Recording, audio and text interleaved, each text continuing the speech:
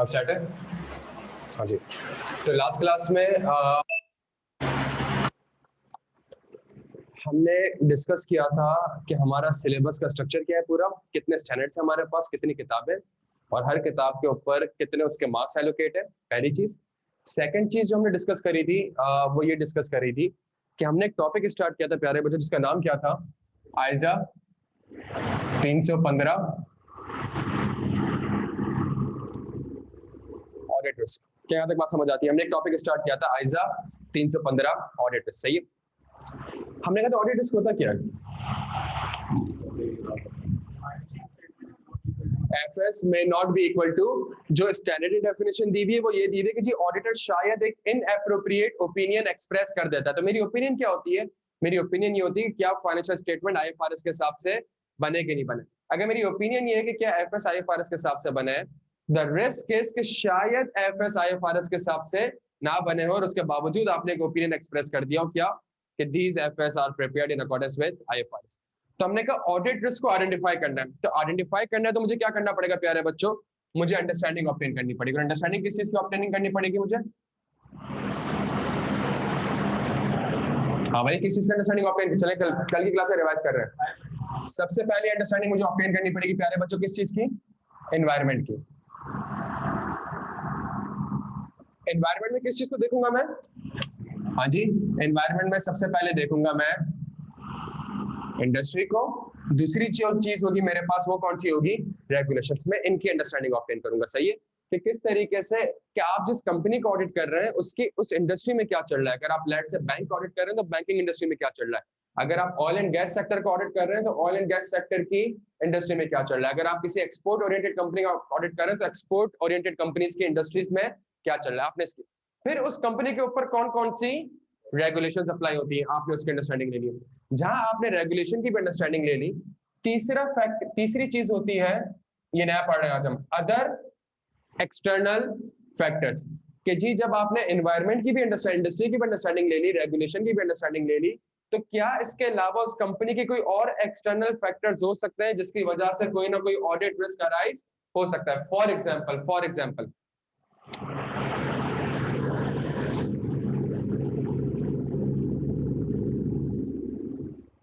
आज से 10-12 साल पहले क्या सीन था इस कंपनी का? आज से 10-12 साल पहले क्या सीन था बच्चों इस कंपनी का? छेती आज से 10-12 साल पहले क्या सीन था?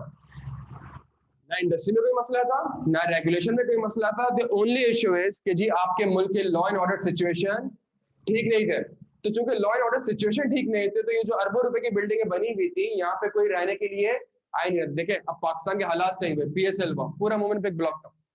पाकिस्तान के हालात सही हुए, चाइनीज आना स्टार्ट हुए, सीपेक प्रोजेक्ट, चाइनीज आके रह कहाँ रहे थे यहाँ पे। एक जमाना था कि इनका जो वो कहते हैं ना कि जी यूटिलाइजेशन रेट, कि मोमेंट का जो यूटिलाइजेशन रेट था वो कोई 20-25% था। क्या मतलब कि अगर 100 रूम्स है उनके पास तो सिर्फ कितने यूटिलाइज हो रहे हैं? 20-25। और फिर एक वक्त आ गया था कि 100% तक इनका यूटिलाइजेशन रेट चला गया था। तो मोहन में क्या रिस्क था? रिस्क था गोइंग कंसर्न का। रिस्क किस चीज का था? रिस्क था कि जी शायद ये तो इतनी बड़ी आपकी इन्वेस्टमेंट प्रॉपर्टी है या प्रॉपर्टी प्लांट इक्विपमेंट है या इन्वेंट्री है, ये शायद क्या हो चुकी है? इंपेयर्ड हो चुकी है। तो अदर एक्सटर्नल फैक्टर से भी कोई ना कोई रिस्क अराइज हो सकता है। फॉर एग्जाम्पल मैं एक बड़ी जबरदस्त एग्जाम्पल कोट करता हूँ आपके सामने ताकि पुराना भी रिवाइज हो जाए। एक कंपनी थी कराची पोर्ट ट्रस्ट पे, उसने एक बहुत बड़ा प्लांट बनाया, एक जबरदस्त प्लांट बनाया। ठीक हो गया जी। उस प्लांट का बिजनेस क्या था? उस प्लांट बनाने का पर्पस क्या था? प्लांट बनाने का पर्पस ये था कि जितने भी शिप्स, किस चीज के शिप्स? LPG के, जितने भी शिप्स इंपोर्ट करेगा, और कोई भी इंपोर्ट करेगा, मैं इंपोर्ट करूं, आप इंपोर्ट करें, जितने भी शिप्स इंपोर्ट होंगे प्यारे बच्चों, जितने भी शिप्स इंपोर्ट होंगे, वो सारे के सारे शिप्स कहाँ लगेंगे? इस प्लांट में लगेंगे। इस प्लांट से सारी की सारी LPG क्या जाएगी? इस प्लांट के अंदर जाएगी, और फिर जो कस्टमर्स होंगे उनको वो LPG प्रोवाइड कर दी जाएगी। ठीक हो गया जी। तो जी ये कंपनी क्या करती है? इस कंपनी का नाम था कंपनी है, ये कंपनी क्या करती थी? ये कंपनी कोई कमीशन इनकम चार्ज करती थी। लोग ठीक ठाक LPG इंपोर्ट करते थे पाकिस्तान में। क्यों इंपोर्ट करते थे? और जब इंपोर्ट करते थे शिप्स यहाँ पे लगते रहते थे और ठीक ठाक। इसने इन्वेस्टमेंट कितनी करी इस प्लांट में? इसने कोई इन्वेस्टमेंट करी 1 अरब रुपए की, और उसने कैश फ्लोज बनाए होंगे कि जी प्लांट है 10 साल चल जाएगा, हर साल मुझे 200 मिलियन मिलते रहेंगे, मैं आराम से 2 अरब रुपए इस प्लांट से कमा लूंगा ओवर दी 10 ईयर्स। सही है, इसने करा। सुनिएगा, एलपीजी क्यों इंपोर्ट हो रही थी प्यारे बच्चों? एलपीजी इसलिए इंपोर्ट हो रही थी बिकॉज पाकिस्तान में एलपीजी की प्राइसेस बहुत ज्यादा थी।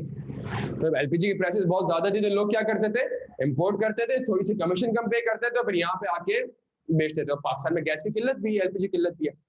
प्यारे बच्चों, अदर एक्सटर्नल फैक्टर हुआ क्या, पाकिस्तान में एलपीजी की प्राइसेस सिग्निफिकेंटली डाउन हो गई जब ये रेगुलराइज हो गई ऑर्गेनाइजर।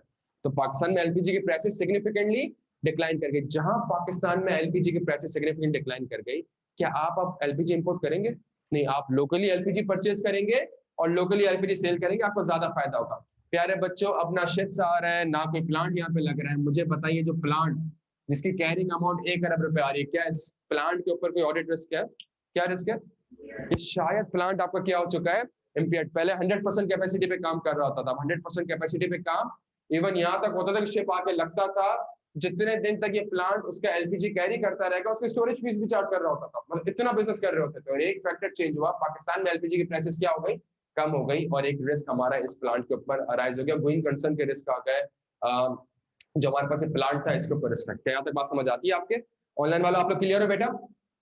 तो it could be any other external factors. For example, the best example is COVID. Covid industry का मसला नहीं है, कोविड रेगुलेशन का मसला नहीं है। कोविड तो क्या था, एक अदर एक्सटर्नल फैक्टर था जिसकी वजह से बहुत सी कंपनीज क्या हो गई, बैंक करप्ट हो गई। मैं आपके सामने एक बहुत ही एक बेसिक एग्जांपल डिस्कस करता हूं बच्चों। कतर एयरवेज आज से 3 साल पहले कैसी कंपनी थी? Number 1 airline. आज से 3 साल पहले नंबर 1, फ्लाइट्स नहीं मिलती थी, 100% बुकिंग। आज क्या हालात है कतर एयरवेज के? क्या इनकी फ्लाइट चल रही है? क्या इनके प्लेन्स वगैरह चल रहे हैं? एक सिग्निफिकेंट इन्वेस्टमेंट कर चुके हैं ये अपने प्रॉपर्टी प्लांट इक्विपमेंट पे, एक प्लेन्स वगैरह पे। क्या इनके प्लेन्स वगैरह चल रहे हैं? क्यों नहीं चल रहे? टूरिज्म बैन है, फ्लाइट्स बैन है, और फिर जो रेगुलेशन आ रही है कि भाई जिसका वैक्सीन लगा होगा सिर्फ वही ट्रैवल कर सकता है, उसके अलावा वैक्सीन लगवाने के बाद भी 14 दिन क्वारंटीन रहना पड़ेगा। प्यारे बच्चों, क्या मुझे एक बात पता है, कतर एयरवेज की बुक्स में अब जो ये प्लेन आ रहे होंगे इसमें एक रिस्क है कि शायद ये क्या हो सकता है, इम्पेयर्ड हो सकते हैं। क्या यहाँ तक बात आपको समझ आती है? तो it could be any factor जिसकी वजह से कोई ना कोई ऑडिट रिस्क अराइज हो सकता है। मैं एक बीच में एक आर्टिकल पढ़ रहा था कि जब पाकिस्तान और इंडिया के हालात खराब हो तो इंडिया ने हमारा जो पूरा ईस्टर्न साइड विजिट करना होता था, लेट से अफगानिस्तान या अफगानिस्तान के आगे ताजिकिस्तान कहीं पे भी, तो उसको कौन सी प्रेमिसेस यूज करनी पड़ रही होती थी? पाकिस्तान की प्रेमिसेस यूज करनी पड़ी, पाकिस्तान के एयर स्पेस यूज करना पड़ रहा होता था। और जब हालात खराब हुए तो पाकिस्तान ने कहा कि जी हमारे प्रेमिसेस के ऊपर से अब कोई भी, अब बताइए, ये एक अदर एक्सटर्नल फैक्टर है। और अदर एक्सटर्नल फैक्टर की वजह से एक प्लेन जिसकी ट्रेनिंग कॉस्ट लेट से $2 लाख आ रही थी, वो इंक्रीज कर चुकी थी कितने पे?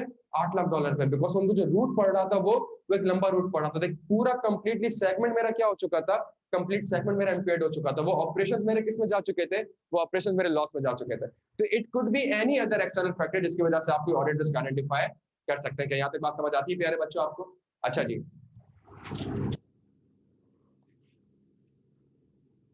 Jamshed Ali, notes, handout, summaries प्यारा बच्चा, A to Z सारी चीजें पोर्टल पे अवेलेबल है। मैं आपको थोड़ा सा बता दूं, पोर्टल पे चैप्टर वाइज सारी चीजें अवेलेबल होंगी। क्लास के लेक्चर्स आ रहे होंगे, नोट्स आ रहे होंगे, समरीज आ रहे होंगे, हैंडआउट्स आ रहे होंगे, क्वेश्चंस आ रहे होंगे, उसके आंसर्स आ रहे होंगे, क्विजेस आ रहे होंगे, असाइनमेंट्स आ रहे होंगे।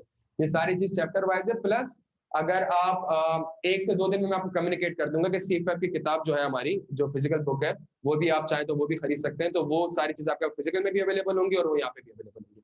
क्या यहाँ तक बात आपका समझ आती है प्यारे बच्चों? अच्छा, बेहतरीन हो गया। जब आपने देख लिया कि एनवायरनमेंट में क्या चल रहा है, उसके बाद आपने एक चीज की अंडरस्टैंडिंग ऑब्टेन करनी पड़ेगी प्यारे बच्चों। और वो किस चीज की अंडरस्टैंडिंग ऑब्टेन करनी पड़ेगी? वो, हाँ भाई चलो, एंटिटी की। अब जाके आपने एंटिटी की अंडरस्टैंडिंग ऑब्टेन करनी पड़ेगी। और एंटिटी में आपने अंडरस्टैंडिंग ऑब्टेन करनी पड़ेगी क्या?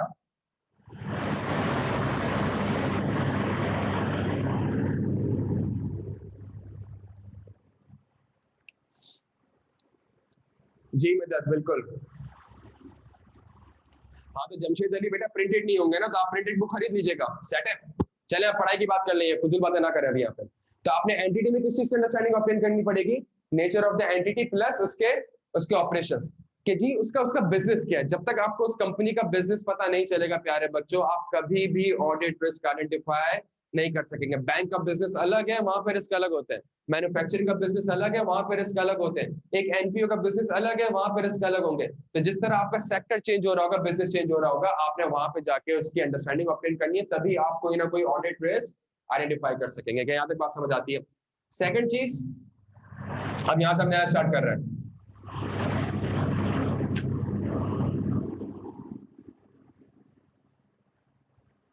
सेकंड क्या चीज है?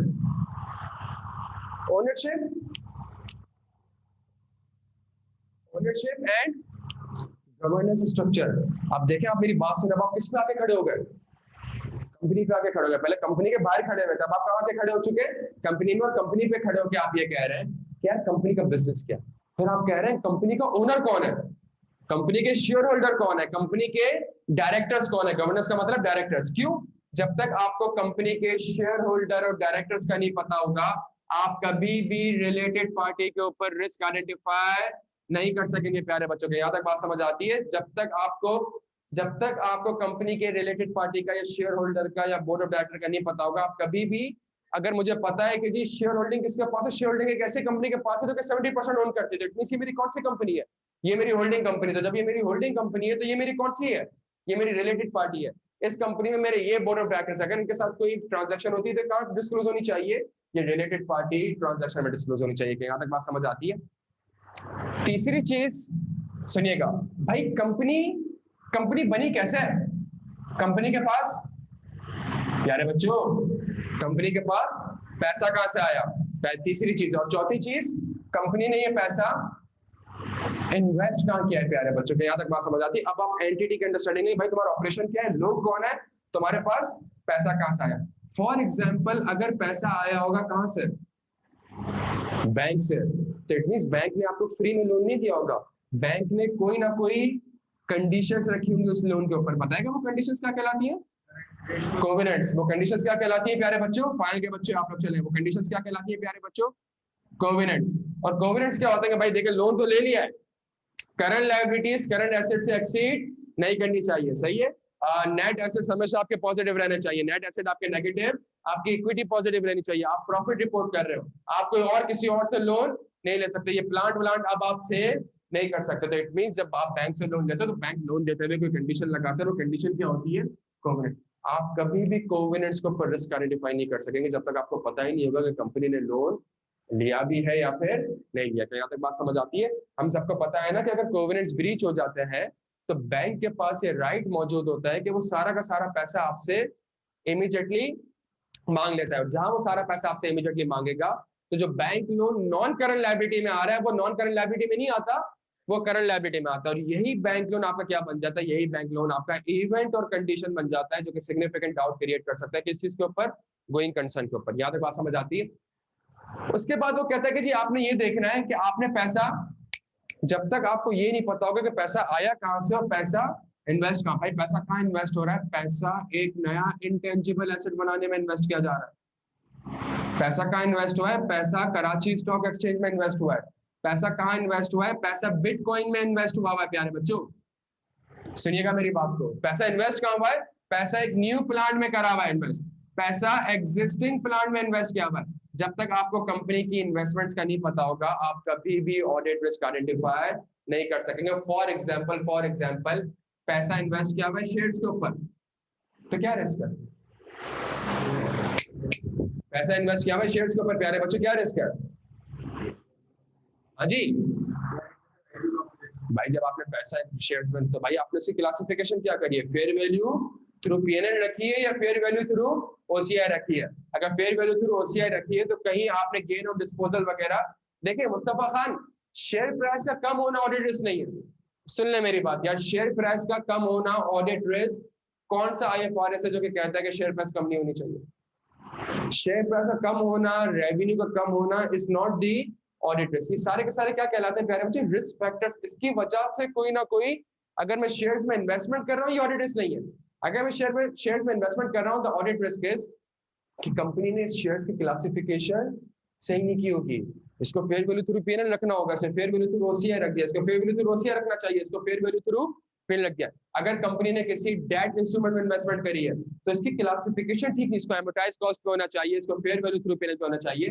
तो investment in share is not the audit risk. ये सारे के सारे क्या है प्यारे बच्चों, ये रिस्क फैक्टर्स है, इसकी वजह से कोई ना कोई ऑडिट रिस्क अराइज हो सकता है। मुस्तफा खान क्लियर है आप?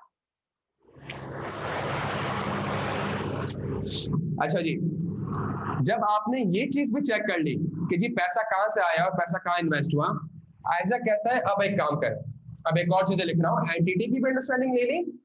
अब आप इस पोजीशन पे आ चुके हैं प्यारे बच्चों कि आप क्या कर सकते हैं, अब आप अकाउंटिंग पॉलिसी को, हाँ भाई, अब आप अकाउंटिंग पॉलिसीज को इवेल्युएट कर सकते हैं। फॉर एग्जांपल अगर इनटेंजिबल एसेट में इन्वेस्टमेंट करी है तो अकाउंटिंग पॉलिसी क्या होनी चाहिए कि जितना भी रिसर्च फेज पे होगा वो एक्सपेंडिचर है, और जितना भी क्या कहते हैं डेवलपमेंट फेज से पर्टेन करता है वो सारा का सारा क्या होना चाहिए, कैपिटलाइज होना चाहिए। तो once you have obtained the understanding of each and everything, at that point of time you would be able to evaluate the accounting policies का। यहाँ तक जब तक आपके पास एक कंपनी के, अगर मैं आज कंपनी की आपको अकाउंटिंग पॉलिसी पढ़ाऊं और आप अकाउंटिंग पॉलिसी पढ़ रहे हैं, क्या आप ये बता सकते हैं कि अकाउंटिंग पॉलिसी ठीक है गलत?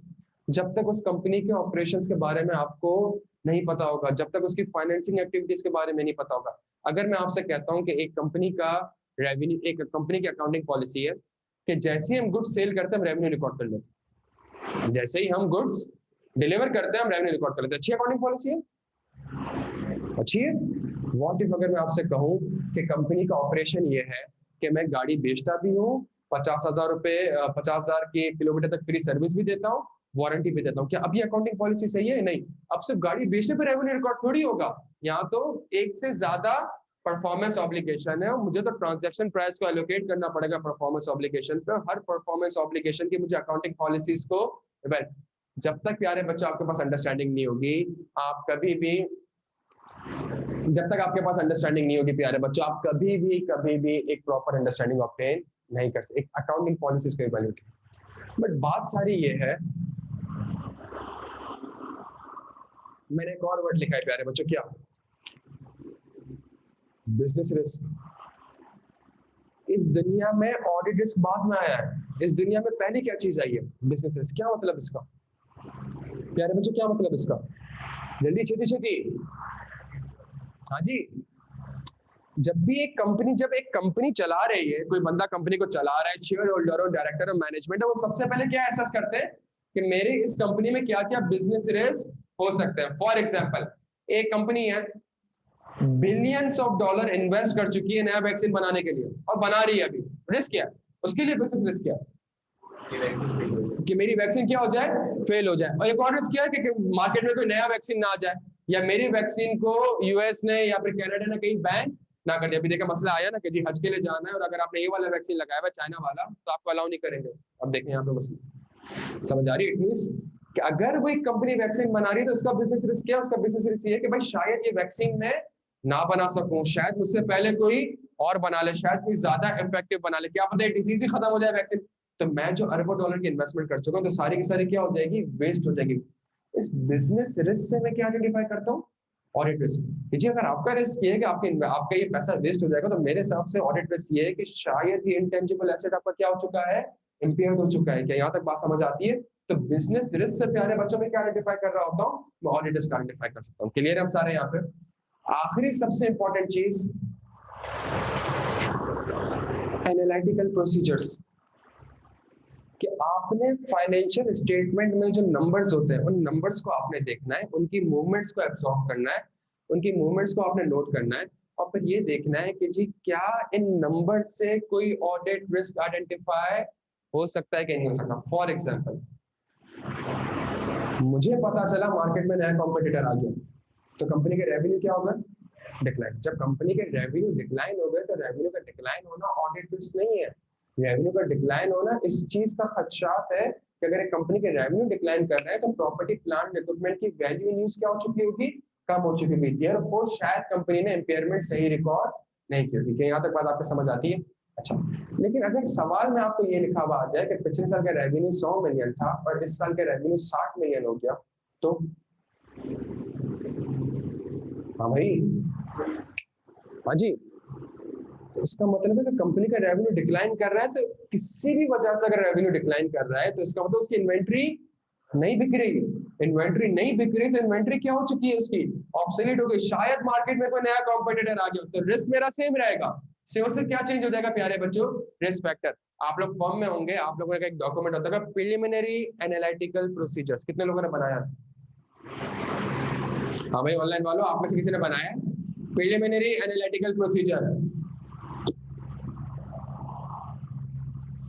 सबसे पहले हम मैनेजमेंट से एक एफएस का ड्राफ्ट लेते हैं, और ड्राफ्ट लेके हम क्या करते हैं, एफएस का ड्राफ्ट लेके हम उसमें नंबर्स को चेक करते हैं, प्लस माइनस चेक करते हैं, कितना परसेंट इंक्रीज हुआ, कितना परसेंट इंक्रीज नहीं हुआ, और उसके बाद हम कहते हैं कि भाई यहाँ पे इस वजह से ये ऑडिट रिस्क हो सकता है। क्या यहाँ तक बात समझ आ रही है? अच्छा जी, कि यहाँ तक क्लियर? इन सारी इंफॉर्मेशन से प्यारे बच्चों मुझे क्या मिलेगा? मुझे रिस्क फैक्टर। मैंने क्या करना होगा प्यारे बच्चों, मैंने इस रिस्क फैक्टर को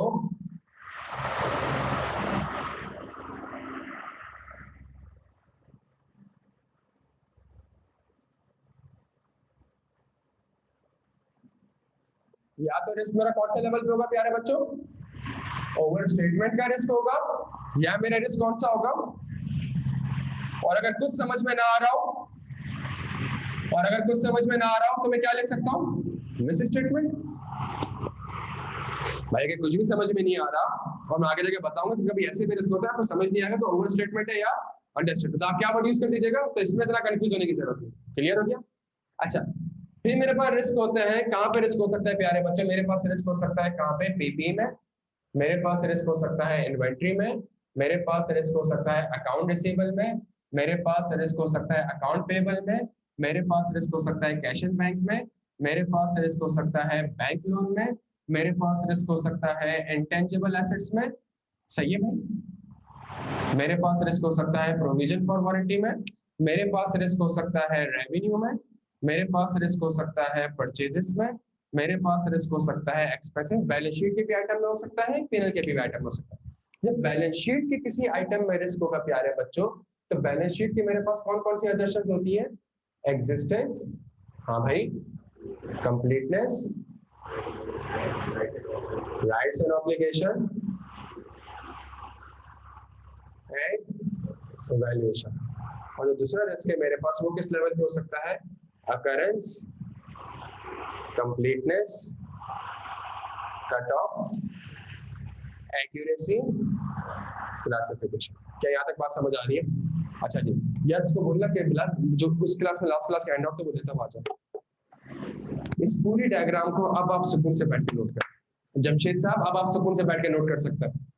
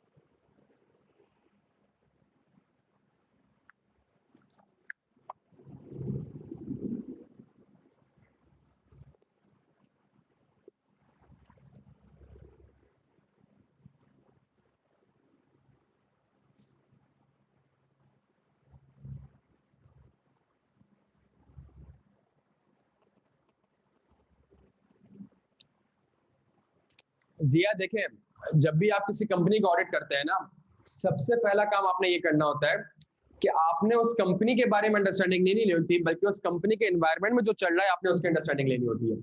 फॉर एग्जाम्पल अगर आप ऑडिट कर रहे हैं फॉर एग्जांपल पीआईए का, तो आपने पहले पीआईए की अंडरस्टैंडिंग नहीं लेनी, बल्कि आपने ये अंडरस्टैंडिंग लेनी भाई पीआईए के एनवायरनमेंट में क्या चल रहा है, पीआईए किस इंडस्ट्री में फॉल करती है, एक एयरलाइन इंडस्ट्री है, इस एयरलाइन इंडस्ट्री में क्या चल रहा है। जब तक आपको एयरलाइन इंडस्ट्री की अंडरस्टैंडिंग नहीं होगी, आप कभी भी पीआईए की अंडरस्टैंडिंग नहीं ऑब्टेन कर सकेंगे।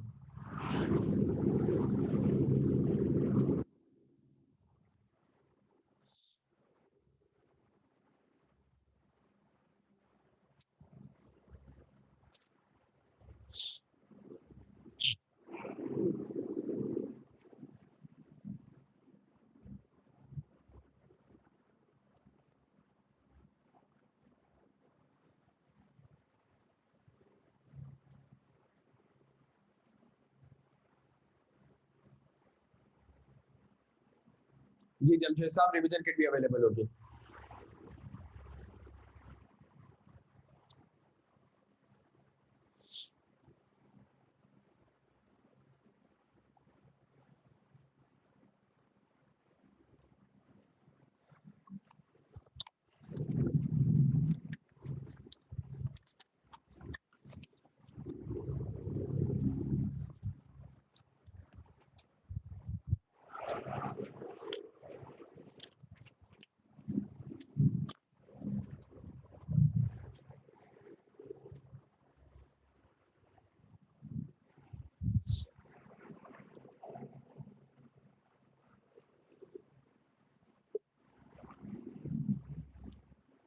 अच्छा जी चले, एक सवाल है आपके सामने बिलाल साहब। हमने लास्ट क्लास में यार जो भी मैसेज कर रहा है वो चैट टू एवरीवन कर दे, अदरवाइज मुझे दिखेगा नहीं प्यारे बच्चों। चैट टू एवरीवन कर दे तो मुझे दिख जाएगा मैसेज, सही है। अच्छा, लास्ट क्लास में हमने एक इलस्ट्रेशन पढ़ी थी और इलस्ट्रेशन क्या थी, the company is a manufacturing company, the trading condition has been very difficult in the current year resulting in a reduction in revenue as compare to last year. तो मैंने कहा यार अगर एक कंपनी है जो कि कौन सी है, मैन्युफैक्चरिंग कंपनी है, तो मैंने कहा कि जी उसका रेवेन्यू क्या कर रहा है प्यारे बच्चों, उसका रेवेन्यू डिक्लाइन कर रहा है, ये लिखा हुआ है। चूंकि रेवेन्यू डिक्लाइन कर रहा है तो मैंने कहा रेवेन्यू डिक्लाइन करना ऑडिट नहीं है, रेवेन्यू के डिक्लाइन होने की वजह से therefore there is a risk of over statement of PP. Revenue कम होने से पीपी गायब नहीं हो जाएगा, पीपी 1 से 2 नहीं हो जाएंगे, मेरा इस पर राइट खत्म नहीं हो जाएगा पीपी की। अब जब मैं पीपी की वैल्यूएशन देखता हूं तो पीपी की वैल्यूएशन आईएस 16 के हिसाब से भी होती है और आईएस 36 के हिसाब से भी होती है। पीपी की वैल्यूएशन में बहुत से फैक्टर्स डिपेंड करते हैं। एक फैक्टर होता है यूजफुल लाइफ, एक फैक्टर होता है मेरे पास कॉस्ट, एक फैक्टर होता है मेरे पास डेप्रिसिएशन मेथड और एक फैक्टर मेरे पास होता है सब्सिक्वेंट कॉस्ट। यही 4 चीजें ना ये 16 में। भाई कॉस्ट का कौन कौन सी चीज कॉस्ट का पार्ट बनेगी, सब्सिक्वेंट एक्सपेंडिचर करोगे तो क्या वो कॉस्ट का पार्ट बनेगी, उसको आपने कितने साल पे डेप्रिशिएट करना है और किस मेथड में डेप्रिशिएट करना है। प्यारे बच्चों ये सारी एजर्शंस वैल्यूएशन की है, मैं सही कह रहा हूँ गलत कह रहा हूँ। डेप्रिसिएशन चेंज करने से मेरे प्लांट की एग्जिस्टेंस में मसला नहीं होगा, प्लांट मेरे 2 नहीं हो जाएंगे, प्लांट का राइट खत्म नहीं हो जाएगा, किसका है, वैल्यूएशन का। यहाँ तक बात आपको समझ आ रही है। तो मेरे जितने ये फैक्टर्स हैं प्यारे बच्चों, जितने ये फैक्टर्स हैं, कौन सा फैक्टर्स है 4, क्या ये अच्छा एजर्शन वैल्यूएशन की है तो ये 4 अभी, लेकिन क्या सवाल में ये वैल्यूएशन एजर्शन रेलेवेंट है? हाँ भाई रेवेन्यू कम होने की वजह से डेप्रिसिएशन का मसला है नहीं, रेवेन्यू कम होने की वजह से कॉस्ट का मसला है नहीं, रेवेन्यू कम होने की वजह से यूजफुल लाइफ का मसला है नहीं, रेवेन्यू कम होकर सब्सिक्वेंट एक्सपेंडिचर है नहीं। किस चीज का मसला है, किस चीज का मसला है प्यारे बच्चों, आईएस 36 का, कि आपका प्लांट शायद क्या हो चुका है, इंपेयर्ड हो चुका है और आपने क्या रिकॉर्ड करनी पड़ेगी, एक इंपेयरमेंट रिकॉर्ड करनी पड़ेगी। At the risk is management ने शायद एडिक्वेट इंपेयरमेंट रिकॉर्ड ना किया। क्या यहाँ बात आपको समझ आती है? जहां आप इससे लिंक करेंगे इसको और अच्छे ड्राफ्ट कर सकता हूँ। आईएस 38 कहता है रिकवेबल अमाउंट, रिकवेबल अमाउंट में क्या आता है मेरे पास, वैल्यू इन यूज और fair value. Value in determine करने के लिए मुझे क्या चाहिए होते हैं, फ्यूचर कैश फ्लोस। उन फ्यूचर कैश फ्लोस को क्या करना पड़ता है प्यारे बच्चों, डिस्काउंटेड। इस फेयर वैल्यू को मुझे क्या करना पड़ता है, डिटरमाइन करना पड़ता है। ऐसा ही है। अब मैं आके अपने रिस्क को अगर और एडवांस लेवल पे लेके जाना चाह रहा हूँ, अभी मैं बिल्कुल सादा खुशबू ड्राफ्टिंग बता रहा हूँ और मैं ये आगे जाके बताऊंगा, लेकिन अगर मैं बहुत और थोड़ी सी अच्छी पिन पॉइंट ड्राफ्टिंग करो तो मैं कहूंगा द रिस्क इज कि मैनेजमेंट ने फ्यूचर कैश फ्लो सही रिकॉर्ड नहीं किए होंगे। द रिस्क इज कि उस फ्यूचर कैश फ्लोस के लिए जो डिस्काउंट रेट यूज किया होगा वो डिस्काउंट रेट से use, the risk is management ने फेयर वैल्यू ही सही डिटरमाइन। तो जब मेरा रिस्क इतना पिन, देखें मैं वापस से रिपीट करूंगा, एक तो आंसर इसका ये, the risk is PP may have been impaired and no impairment और एडिक्वेट इंपेयरमेंट हैज बीन। ये हमारी पहले दूसरी क्लास के लिए से एक थोड़ा सा जटिल। इस सीरीज को और अच्छा कैसे कर सकता हूं कि भाई impairment required to calculate value in use, for example future cash flows, discount rates, fair value less cost to sell, and the risk is that those numbers may not have been determined correctly or accurately by the management। तो अब जब मेरा risk में बिल्कुल ये wording use कर रहा हूँ तो मेरे प्रोसीजर भी बड़े जबरदस्त होंगे। फिर मेरा प्रोसीजर भी क्या होगा कि मैं चेक करूंगा कि क्या डिस्काउंट रेट सही है कि नहीं है, मैं चेक करूंगा कि क्या फ्यूचर कैश फ्लोज सही है कि नहीं है। मैं चेक करूंगा कि क्या मैनेजमेंट ने फेयर वैल्यू से डिटरमाइन, फेयर वैल्यू के लिए किसी एक्सपर्ट को अपॉइंट किया होगा, मैं उस एक्सपर्ट की रिपोर्ट को चेक करूंगा, फिर मैं बड़े आराम से एक अच्छे प्रोसीजर लिख सकूंगा। मसला क्या आता है, रिस्क में यहाँ पे आइडेंटिफाई कर रहा होता हूँ, प्रोसीजर में डेप्रिसिएशन का लिख रहा होता हूँ, या इन्वेंट्री काउंट या फिक्स्ड एसेट काउंट। यहाँ पे आपको प्यारे बच्चे मार्क्स नहीं मिलते। ऑनलाइन वाले क्लियर है आप लोग यहाँ पे?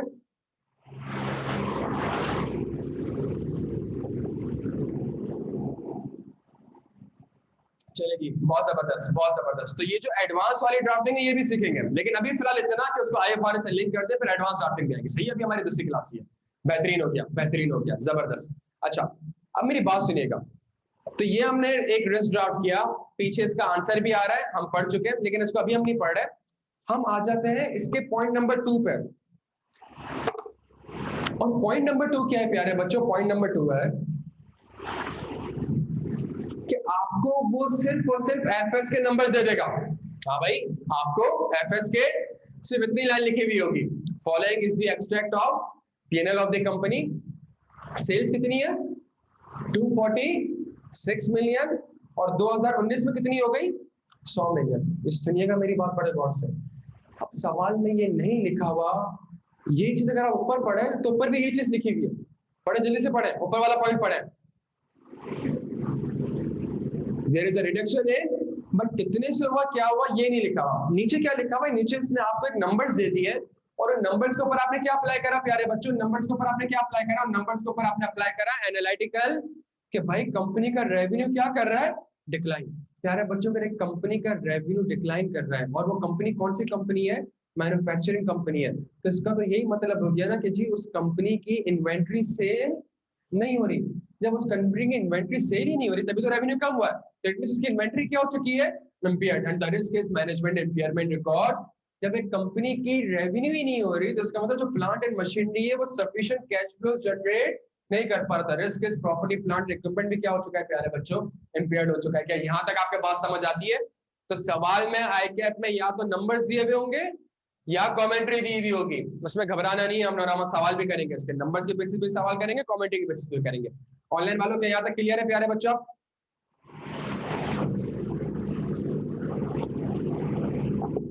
अच्छा, अगर मैं तीसरा पॉइंट पढ़ूं आपसे, the company's major customers are retailer and wholesalers due to declining consumer expenditure and slow business growth of many of the retailers and wholesalers, the company had reduced its selling price and gave the extended credit to make sales to such wholesaler and retailers.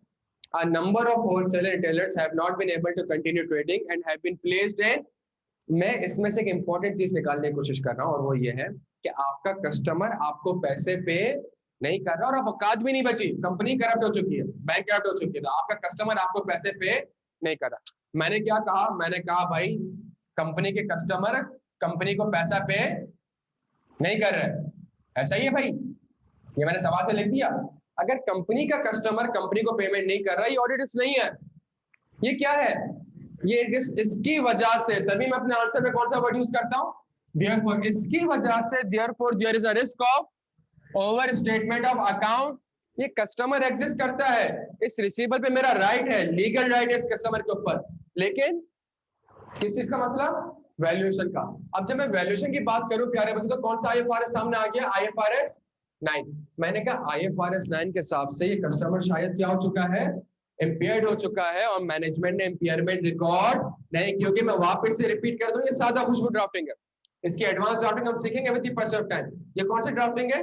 सादा खुशबू। क्या कि जी शायद ये customer impaired हो गया, management ने impairment record नहीं किए, लेकिन अगर आप उसको एडवांस लेवल में थोड़ा सा बता दो, तो एक रिसीवेबल की इम्पेयरमेंट में क्या 3 चीजें होती है? एक अकाउंट रिसीवेबल की जो आप इम्पेयरमेंट करते हैं फॉर्म्स वगैरह में यार, सबसे पहले एक मॉडल होता है, उसके बाद एक लॉस गिवन डिफॉल्ट आपको निकालना होता है, उसके बाद आपने प्रोबेबिलिटी ऑफ डिफॉल्ट वगैरह निकालना होता है। क्या ये बात थोड़ा बहुत आइडिया है आईएफआरएस में? कुछ बच्चा ऐसा जो कि नीचे पढ़ कर आया होगा, जो भी आपके पास में पढ़ रहा होगा, सही है?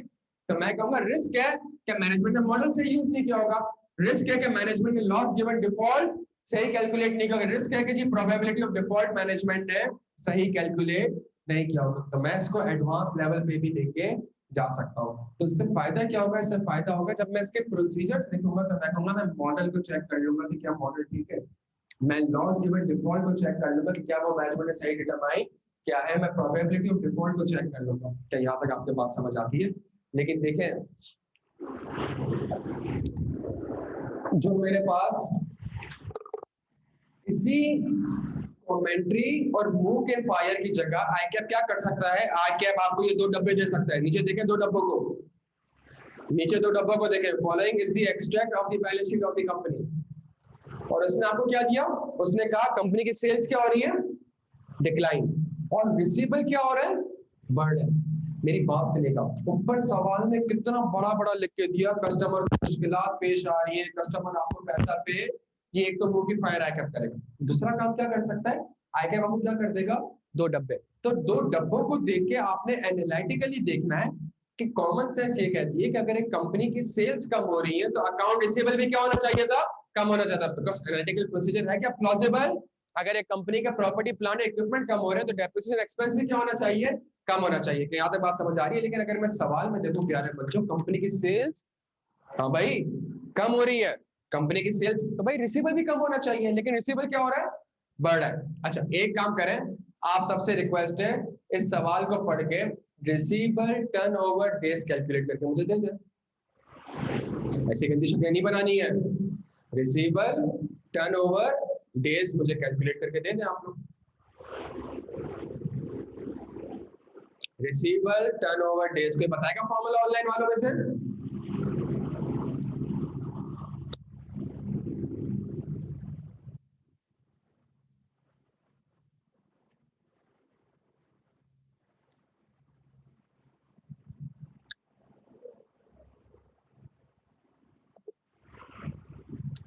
ऑनलाइन वालों को भी नहीं पता? यासूब बहुत जबरदस्त, मेहनत बहुत जबरदस्त। मैं सिंपल रखता हूँ, मैं रिसीवेबल को डिवाइड करता हूँ सेल से और मल्टीप्लाई कर देता हूँ 365 दिन से। ये काम आप कर लें, 2018 के रिसीवेबल को 2018 के सेल से डिवाइड करें, मल्टीप्लाई बाय 365 करें, एक नंबर ऑफ डेज आएंगे, मुझे वो बता दें। सेम काम 2019 में कर लें और मुझे बता दें क्या आंसर आया।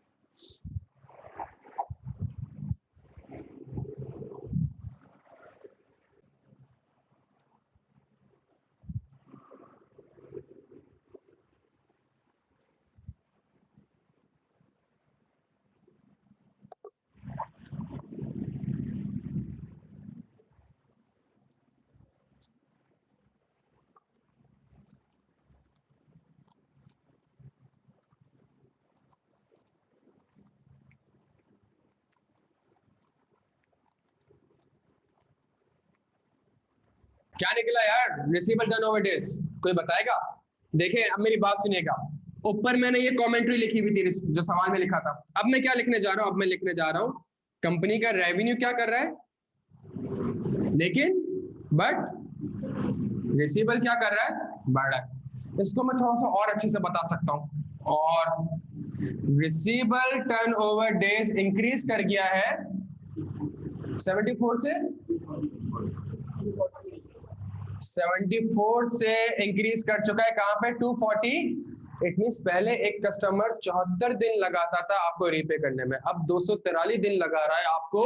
इट मींस कस्टमर आपको टाइम पे मैं इसी चीज से यही कंक्लूड कर रहा हूं कि कस्टमर को मुश्किलात पेश आ रही है पे करने में, कस्टमर आपको पे नहीं कर पा रहा है। Therefore there is a risk of over statement of account receivable because account receivable may have been impaired and no impairment or adequate impairment have been recorded by the management as per IFRS 9। क्या यहाँ तक बात आपको समझ आती है प्यारे बच्चों?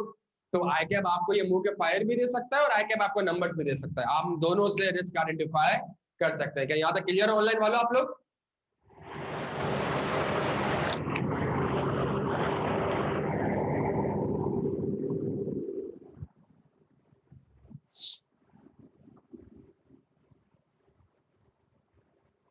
चले जी आगे बढ़ते हैं।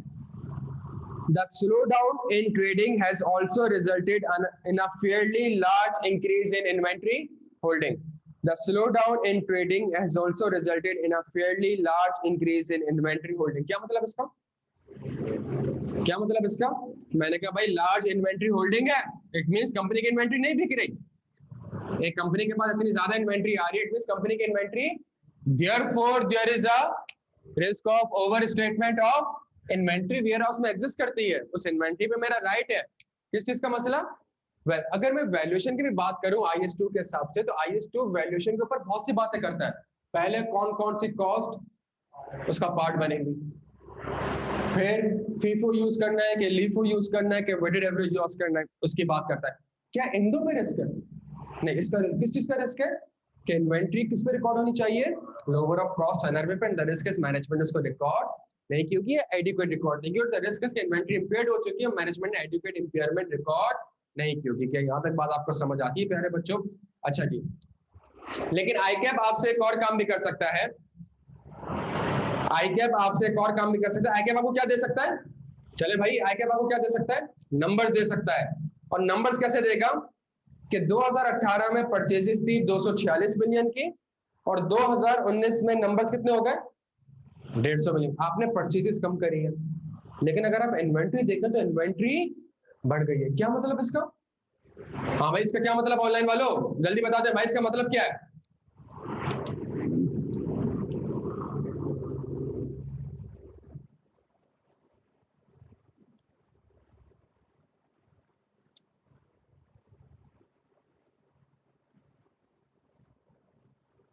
चले भाई जल्दी, छेती छेती। Low sales is not the risk. Sales की डिक्लाइन होने की वजह से inventory not able to sell their inventory, मदद बहुत जबरदस्त, संदेश बहुत जबरदस्त। Inventory might be impaired. ऊपर क्या लिखा था? कंपनी की लार्ज इन्वेंट्री होल्डिंग है। ऊपर ये चीज अंग्रेजी में लिखी हुई थी, नीचे ये चीज मैथमेटिकली लिखी हुई है। तो आपने क्या कहना है? आपने सेम वर्ड यूज करना है, लेट्स से कि जी लार्ज इन्वेंट्री होल्डिंग है, या आप कह सकते हैं कि भाई अगर परचेजेस कम हुई है तो इन्वेंट्री भी क्या होनी चाहिए थी? कम। लेकिन इन्वेंट्री क्या कर रही है कंपनी की? बढ़ रही है। आप ये भी कह सकते हैं, क्या कह सकते हैं आप? एक और चीज निकाल सकते हैं, क्या प्यारे बच्चों? इन्वेंट्री टर्नओवर डेज, जो कि क्या हो गया? सेम ही आएगा आंसर, सेम ही आंसर आएगा। तो 74 से क्या हो चुका है? तो पहले एक इन्वेंट्री 74 दिन आपके पास रहती थी और फिर उसके बाद बिक जाती थी। अब वही इन्वेंट्री 243 दिन आपके पास रह रही है और नहीं बिक रही। क्या समझ? इट मींस आपकी इन्वेंट्री नहीं बिक रही। जब इन्वेंट्री नहीं बिक रही तो एक रिस्क है किस चीज का? इन्वेंट्री का, ओवर स्टेटमेंट का, इन्वेंट्री शायद इंपेयर्ड हो चुकी है, मैनेजमेंट ने इंपेयरमेंट रिकॉर्ड नहीं की। ओके, यहाँ तक बात ऑनलाइन वालों आपको समझ में आती है कि मैं रिस्क नंबर से भी आइडेंटिफाई कर सकता हूँ और मैं रिस्क कमेंट्री से भी आइडेंटिफाई करता हूँ। दोनों जगह पे मेरा आंसर एग्जैक्टली सेम होगा, बस एक चीज चेंज हो रही होगी। क्या चीज चेंज हो रही होगी? मेरा रिस्क फैक्टर चेंज हो रहा होगा। क्या यहाँ तक बात समझ आती है सबके? इसी हैंडआउट के पीछे एक आंसर आ रहा है, अगर उस आंसर पे आप लोग आए।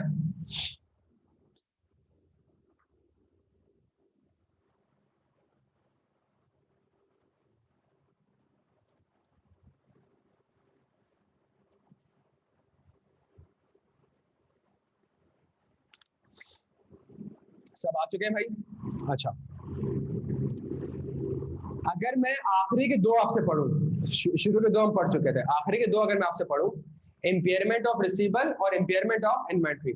मैंने कहा as the company has provided the extended credit limit and number of customer has been placed into liquidation, therefore there is a risk of overstatement of receivable because receivable may have been impaired and no impairment or adequate impairment has been recorded by the management as per IFRS 9। क्या यहाँ तक आपके बात समझ आती है? But अगर आप सेम रिस्क को देखें तो नीचे एक हेडिंग आ रही है, using the analytical procedure. Bilal साहब स्क्रीन शो हो रही है सबको? हाँ, ऑनलाइन वाले एक सेकंड स्क्रीन शेयर हो रही है बेटा।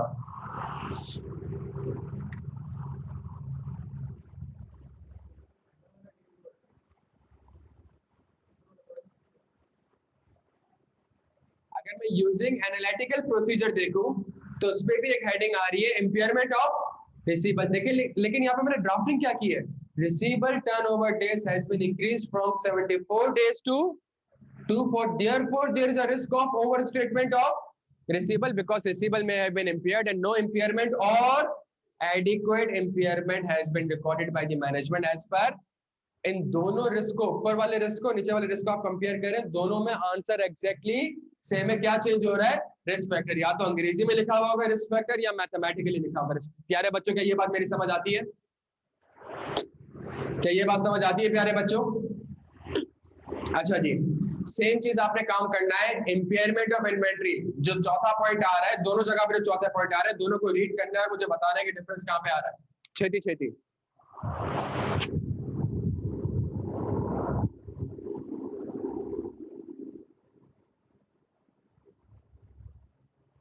ऑनलाइन वाला सेट है बेटा?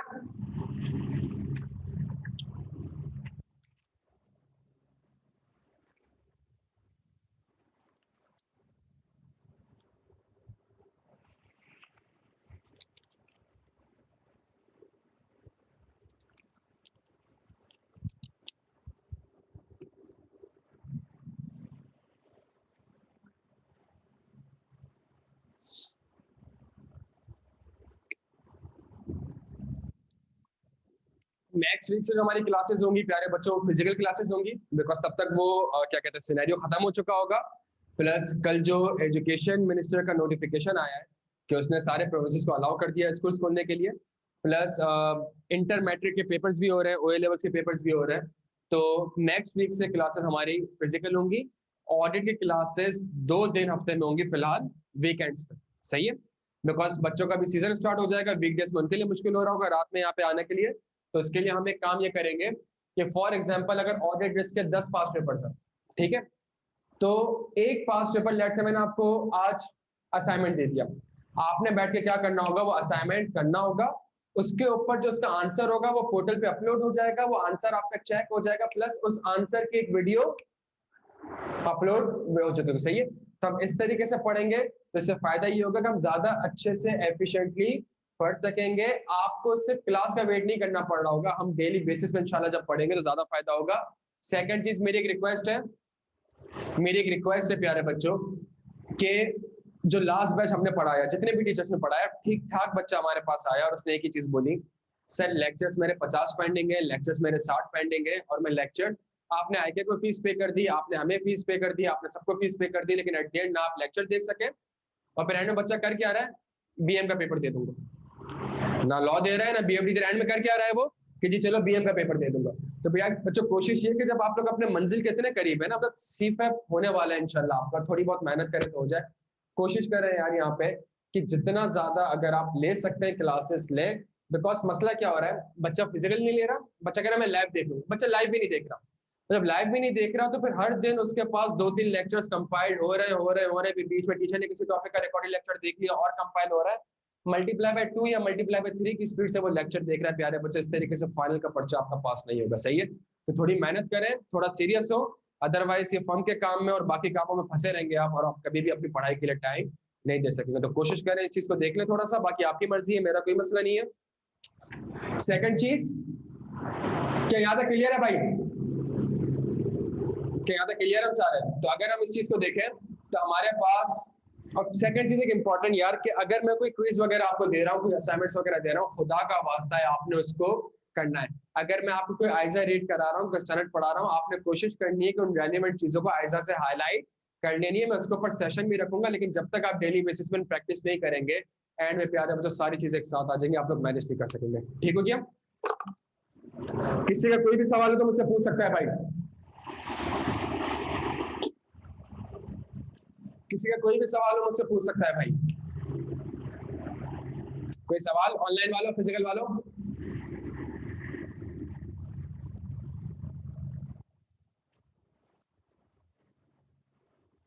मेरी एडवांस ऑडिट की क्लासेस फिलहाल क्या कहते हैं, वीकेंड्स पे होंगी, बिकॉज हमारे पास टाइम बहुत ज्यादा है। तो फिलहाल मेरी क्लासेस वीकेंड्स पे होंगी। अगर वीकडे पे होगी तो वो भी प्रेमिसेस पे होगी, आपने आना हो तो आ जाएगा, आप नहीं आ सकते आप ऑनलाइन ले लीजिएगा, सही है। वीकेंड पे भी अगर मेरी कोई क्लास होती है, आप फिजिकल नहीं ले सकते, आप ऑनलाइन ले लीजिएगा, आप ऑनलाइन नहीं ले सकते आप रिकॉर्डेड ले लीजिएगा, इट्स अप टू यू। खैर हो गई। कोई भी सवाल है उस चीज से रिलेटेड, हैंड आउट से रिलेटेड, तो मुझसे पूछ सकते हैं बच्चों, बिकॉज हमने फिर 5 रुपए का सवाल करना है, छेती छेती आ जाए। कोई भी सवाल हो जल्दी से पूछ ले, बिकॉज हमने 5 रुपए का सवाल करना है। मिदत मैक्सिमम 9 सवा 9।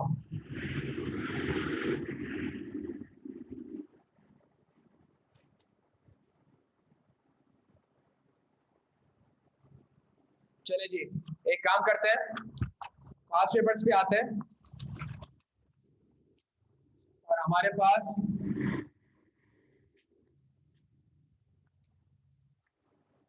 एक सवाल आया है सीए फाइनल में, कौन सा, विंटर 2018 का। ठीक हो गया भाई।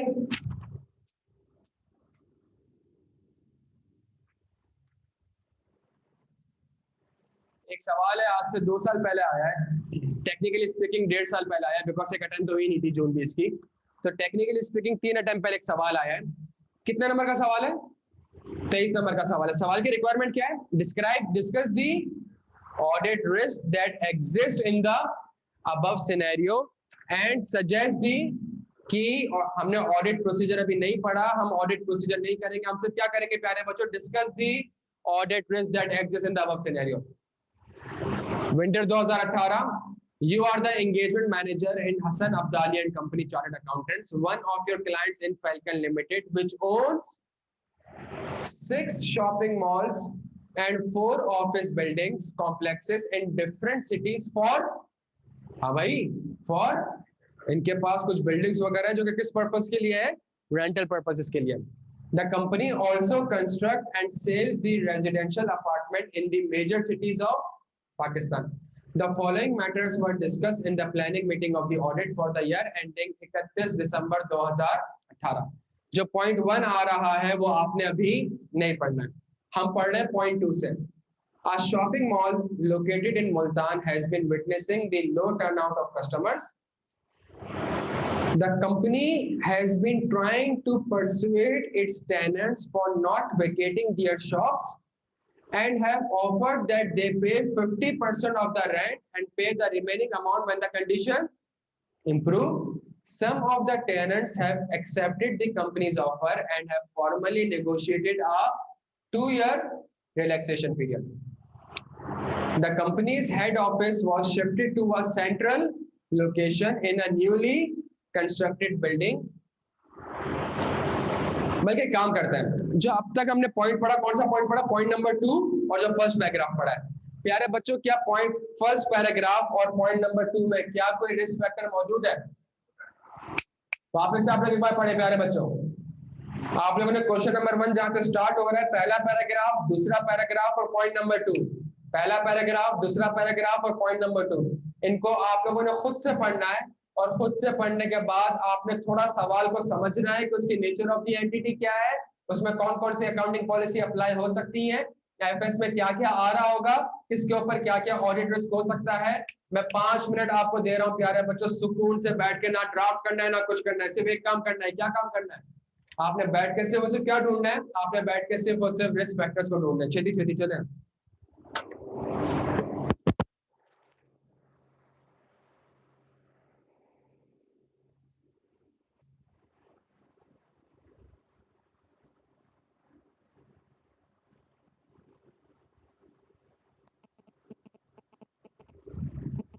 चलिए चले आ जाए।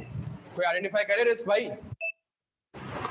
हाँ जी, कुछ आइडेंटिफाई हुए?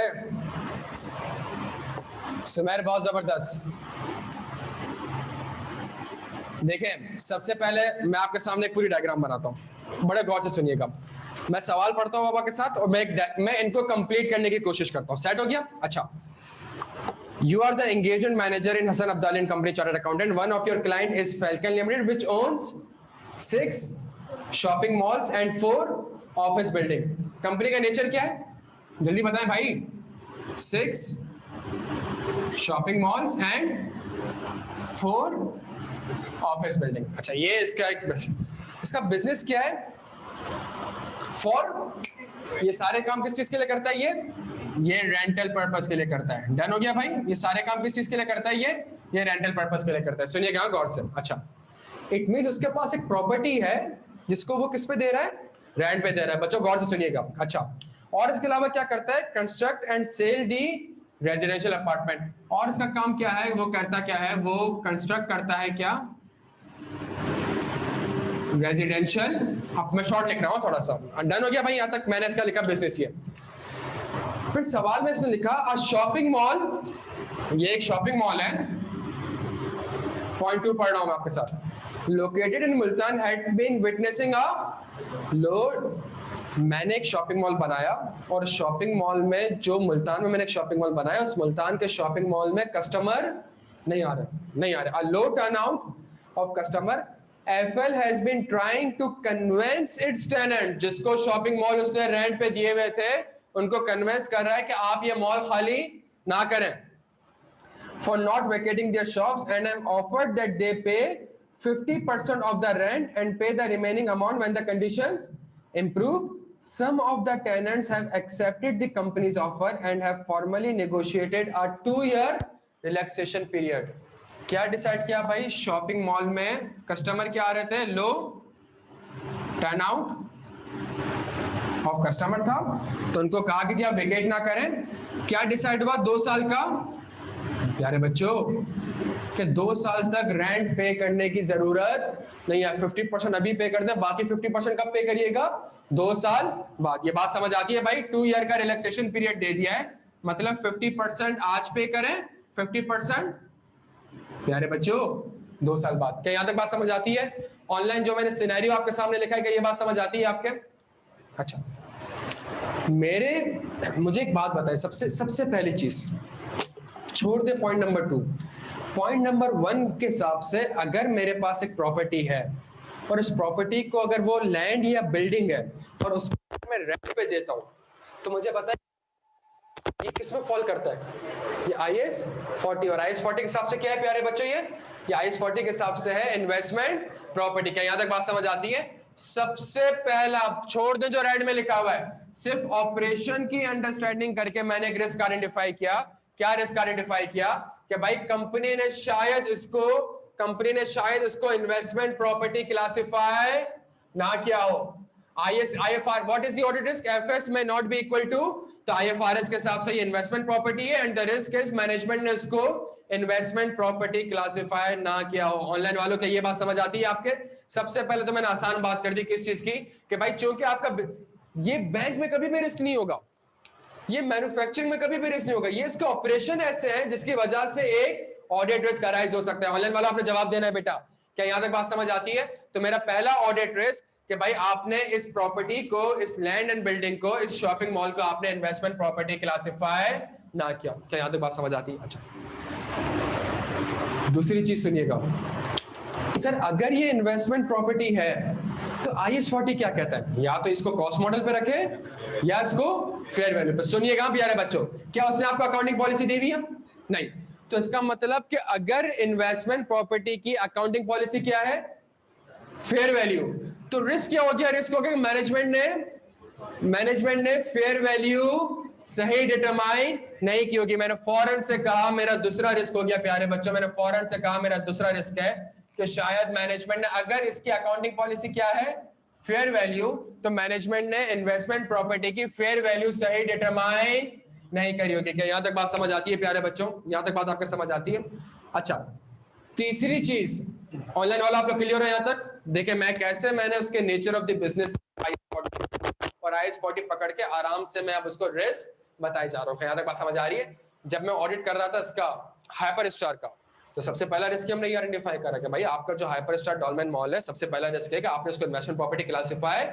दूसरा, अगर आपकी अकाउंटिंग पॉलिसी फेयर वैल्यू है तो रिस्क ये है कि आपने फेयर वैल्यू सही डिटरमाइन नहीं करी होगी। यहां तक बात समझ आती है? अच्छा, लेकिन अगर इसकी अकाउंटिंग पॉलिसी क्या है? जल्दी बताएं, अगर इसकी अकाउंटिंग पॉलिसी क्या है प्यारे बच्चों? अगर इसकी अकाउंटिंग पॉलिसी है कॉस्ट मॉडल, तो क्या सवाल में ऐसा कोई इंफॉर्मेशन लिखी हुई है जिससे आपको लगे कि शॉपिंग मॉल इंपेयर्ड हो चुका है? छेदी, क्या सवाल में ऐसी कोई इंफॉर्मेशन ऑनलाइन वालों लिखी है जिससे आपको लगे कि शॉपिंग मॉल क्या हो चुका है? इम्पेयर्ड हो चुका है। कोई बताएगा भाई? सवाल में बड़ा बड़ा लिखा हुआ है, बोर्ड पे भी लिखा हुआ है भाई, one of the shopping mall located in Multan. उसमें तो कस्टमर, जब कस्टमर आ नहीं रहे तो सारे दुकानदार वो मॉल छोड़ के, एक मॉल खाली रहेगा तो क्या आपके पास रेंटल इनकम आएगी?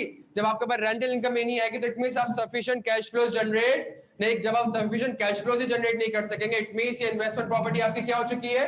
इंपेयर्ड हो चुकी है। द रिस्क इज मैनेजमेंट ने इंपेयरमेंट रिकॉर्ड नहीं करी होगी। प्यारे बच्चों का यहां तक बात समझ आती है? सिर्फ इस लाइन से कि कंपनी का बिजनेस है रेंटल देना, अपनी प्रॉपर्टी बिल्डिंग को रेंट पे देना, मैंने इससे बड़े आराम से 2 ऑडिटर्स का आइडेंटिफाई करे। फिर मैंने कहा सवाल में क्या लिखा हुआ है? सवाल में ये जो इन्फॉर्मेशन लिखी हुई है, कौन सी इन्फॉर्मेशन?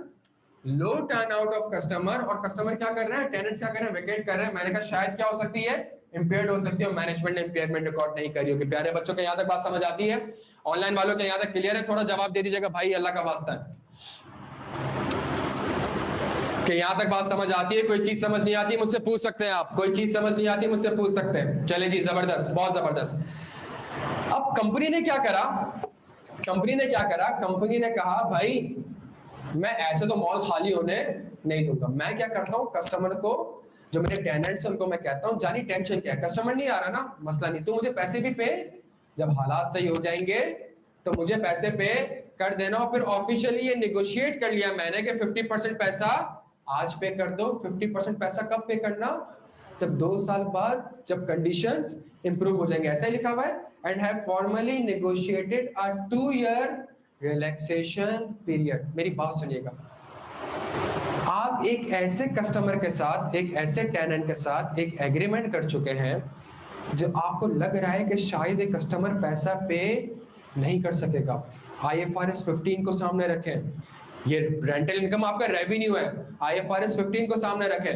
IFRS 15 क्या कहता है? अगर आपको कॉन्ट्रैक्ट करते हुए या रेवेन्यू रिकॉग्नाइज करते हुए इस चीज के खदशात हैं कि सामने वाला शायद पैसा पे ना करे, तो आप उसी वक्त, भाई जल्दी, उसी वक्त आपको रेवेन्यू रिकॉर्ड करने की जरूरत नहीं है। अगर आज मैं पाकिस्तान स्टील मिल को सेल्स करता हूं और मुझे पता है कि पाकिस्तान स्टील मिल पैसा पे नहीं करेगा, तो IFRS 15 वही रेवेन्यू रिकॉर्ड देता है आपका।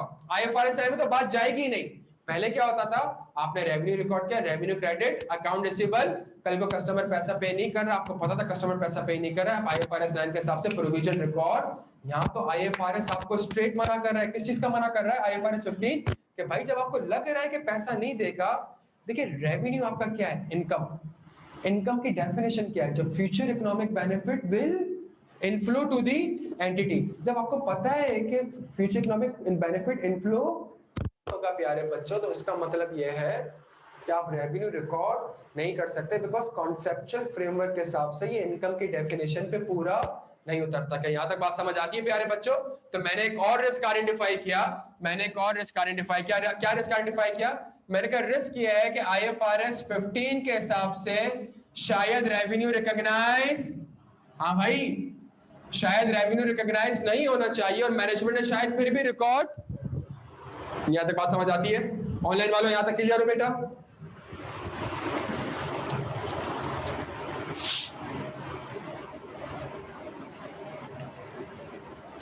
चौथी चीज, लेट से अगर आपने रेवेन्यू रिकॉर्ड कर लिया, सुनिएगा मेरी बात को, अगर आपने रेवेन्यू रिकॉर्ड कर भी लिया तो आपने एंट्री क्या पास की होगी? आपने एंट्री क्या पास की? Revenue credit accounts receivable. और वो रिसीवेबल आपको कब मिलेगा प्यारे बच्चों? रिसीवेबल आपको कब मिलेगा? एक ऐसा अकाउंट रिसीवेबल जो आपको 2 साल बाद मिलेगा। क्या वो अकाउंट रिसीवेबल करंट एसेट में क्लासिफाई होना चाहिए? प्यारे बच्चों, क्या वो अकाउंट रिसीवेबल करंट एसेट में क्लासिफाई होना चाहिए? हाँ भाई ऑनलाइन वालों, क्या वो अकाउंट रिसीवेबल मेरा करंट एसेट में क्लासिफाई होना चाहिए? आपने कहा 2 साल का रिलैक्सेशन पीरियड दिया, इट मींस पैसा कब मिलेगा? 2 साल बाद मिलेगा। आपने कहा फौरन से 5वां रिस्क किस चीज का? अकाउंट रिसीवेबल की, हाँ भाई, अकाउंट रिसीवेबल की क्लासिफिकेशन का रिस्क। क्या यहां तक बात समझ आता है? ये कहां क्लासिफाई होना चाहिए? नॉन करंट एसेट में क्लासिफाई होना चाहिए। और द रिस्क इज कि मैनेजमेंट ने इसको नॉन करंट एसेट में क्लासिफाई ना किया हो। क्या यहां तक बात समझ आती है? सेकंड चीज, अगर आपने पढ़ा हुआ है FFR में या FR2 में, कि अगर एक चीज आपको 2 साल बाद मिल रही है, क्या करना पड़ेगा मुझे? मैं आज एक रिसीवेबल रिकॉर्ड कर रहा हूं, मुझे पैसा 2 साल बाद मिल रहा है, जल्दी बताएं भाई क्या करना पड़ेगा? कंसोलिडेशन पड़ी हुई है ना, डेफर्ड कंसिडरेशन 1.5 साल बाद पे करूंगा, 2 साल बाद पे करूंगा, तो मुझे क्या करना पड़ रहा होता था? मुझे डिस्काउंट करना पड़ रहा होता। द रिस्क केस के जो रिसीवेबल आपने रिकॉर्ड कराया है इसको आपने क्या करना पड़ेगा? डिस्काउंट करना पड़ेगा। और द रिस्क ये है कि मैनेजमेंट ने शायद इसको डिस्काउंट ना क्या होगा। मेरे पास छठा रिस्क आइडेंटिफाई हो गया, किस चीज का? किस अकाउंट रिसीवेबल को आपने क्या करना पड़ेगा प्यारे बच्चों? डिस्काउंट करना पड़ेगा, उसको प्रेजेंट वैल्यू पे रिकॉर्ड करना पड़ेगा। और रिस्क ये है कि मैनेजमेंट ने शायद इसको डिस्काउंट ना किया हो, या अगर डिस्काउंट किया भी हो तो डिस्काउंट रेट गलत यूज किया हो। क्या यहां तक ऑनलाइन वालों आपके बात समझ आती है? देखें, सिर्फ एक पैराग्राफ पढ़ के मैं आपके सामने 6 ऑडिटर्स का आइडेंटिफाई कर रहा हूं, बाकी तो सवाल पढ़ ही नहीं रहा मैं आपके साथ, बाकी सवाल तो मैं आपके साथ पढ़ ही नहीं रहा। मैं तो सिर्फ एक इंफॉर्मेशन पढ़ के कितना ऑडिटर्स का आइडेंटिफाई कर रहा हूं? 6। और कितना आराम से आइडेंटिफाई कर रहा हूं कि जहां मैंने देखा नेचर ऑफ द बिजनेस क्या है कि वो रेंट पे देती है, एक लैंड और बिल्डिंग को रेंट पे देती है। मैंने फौरन से कहा IS 40 के हिसाब से कहां क्लासिफाई होना चाहिए? इन्वेस्टमेंट प्रॉपर्टी में। फिर मैंने कहा कि इन्वेस्टमेंट प्रॉपर्टी में क्लासिफाई होना चाहिए तो 2 पॉलिसीज है, या तो फेयर वैल्यू, अगर तो फेयर वैल्यू तो रिस्क है कि मैनेजमेंट ने फेयर वैल्यू सही डिटरमाइन, अगर तो कॉस्ट मॉडल है तो मेरे पास एक इंफॉर्मेशन दी हुई है जिससे मुझे लग रहा है कि वो इन्वेस्टमेंट प्रॉपर्टी क्या हो चुकी है? इंपेयर्ड हो चुकी है। मैनेजमेंट ने इंपेयरमेंट रिकॉर्ड नहीं करेगी। मैनेजमेंट ने क्या करा? 2 साल का रिलैक्सेशन पीरियड दे दिया। क्यों? कस्टमर पे, जब कस्टमर पैसा पे ही नहीं कर रहा आपको या पे कर ही नहीं सकता, तो इसका मतलब ये है कि IFRS 15 के हिसाब से रेवेन्यू रिकॉग्निशन क्राइटेरिया पूरा नहीं हुआ। तो रिस्क है कि मैनेजमेंट ने रेवेन्यू रिकॉर्ड कर लिया होगा, और आपने रिस्क है कि मैनेजमेंट ने रेवेन्यू रिकॉर्ड कर लिया होगा, और as per IFRS 15 revenue record नहीं होना चाहिए। मान लिया कि रेवेन्यू सही रिकॉर्ड हुआ है। दूसरा मसला ये है कि पैसा आपको कब मिलने जा रहा है? तो ये जो रिसीवेबल है ये आज से पहले करंट एसेट में था, अब ये रिसीवेबल कहां चला जाएगा? नॉन करंट एसेट में। द रिस्क इस मैनेजमेंट ने उसको करंट एसेट में क्लासिफाई किया हुआ। उसके बाद 2 साल बाद जब आपको एक चीज मिल रही है तो आपने क्या करना होता है? उसको डिस्काउंट करना होता है, क्योंकि इसके अंदर एक सिग्निफिकेंट फाइनेंसिंग कंपोनेंट शामिल है। जो कि सिग्निफिकेंट फाइनेंसिंग कंपोनेंट शामिल है प्यारे बच्चों, तो उसको आपने डिस्काउंट करना पड़ेगा। और रिस्क ये है कि मैनेजमेंट ने उसको डिस्काउंट नहीं किया होगा, या अगर डिस्काउंट किया भी होगा तो गलत डिस्काउंट रेट यूज किया होगा। प्यारे बच्चों के यहाँ तक बात आपको समझ आती है? ऑनलाइन वालों के यहाँ तक बात आपके समझ आती है प्यारे बच्चों?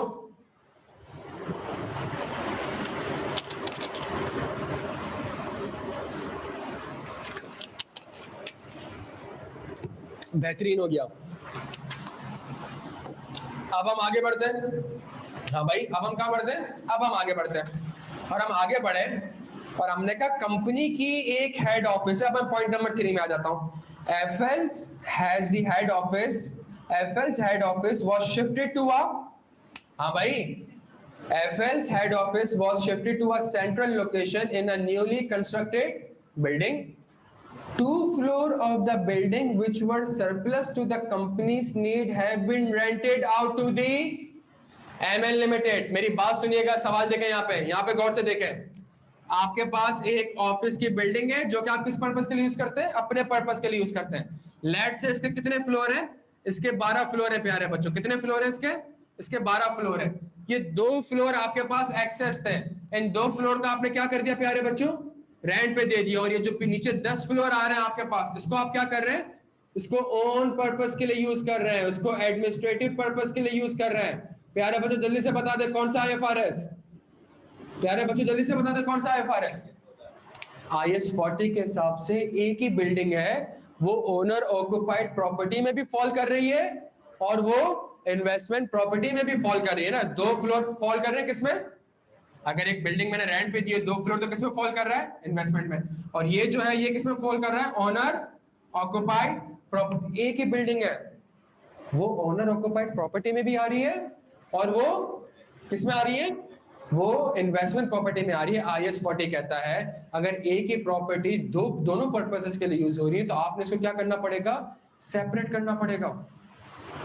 आपने इसको इस 2 फ्लोर को क्लासिफाई करना पड़ेगा इन्वेस्टमेंट प्रॉपर्टी, इनको क्लासिफाई करना पड़ेगा।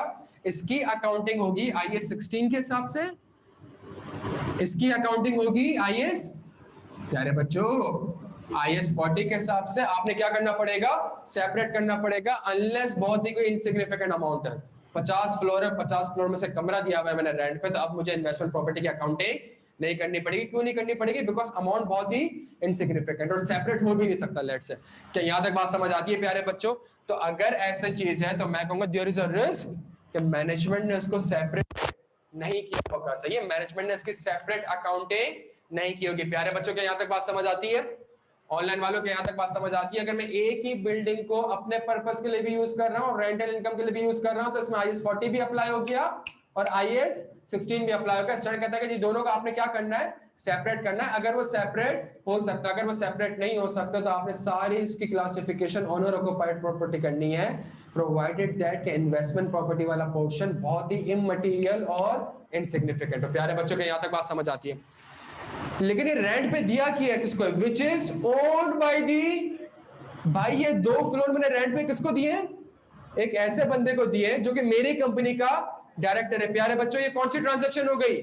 प्यारे बच्चे ट्रांजैक्शन किसके साथ हो गई? ये ट्रांजैक्शन हो गई रिलेटेड पार्टी के साथ। जहां ये ट्रांजैक्शन रिलेटेड पार्टी के साथ हो गई, IAS 24 क्या कहता है? आरपी के साथ ट्रांजैक्शन क्या होनी चाहिए?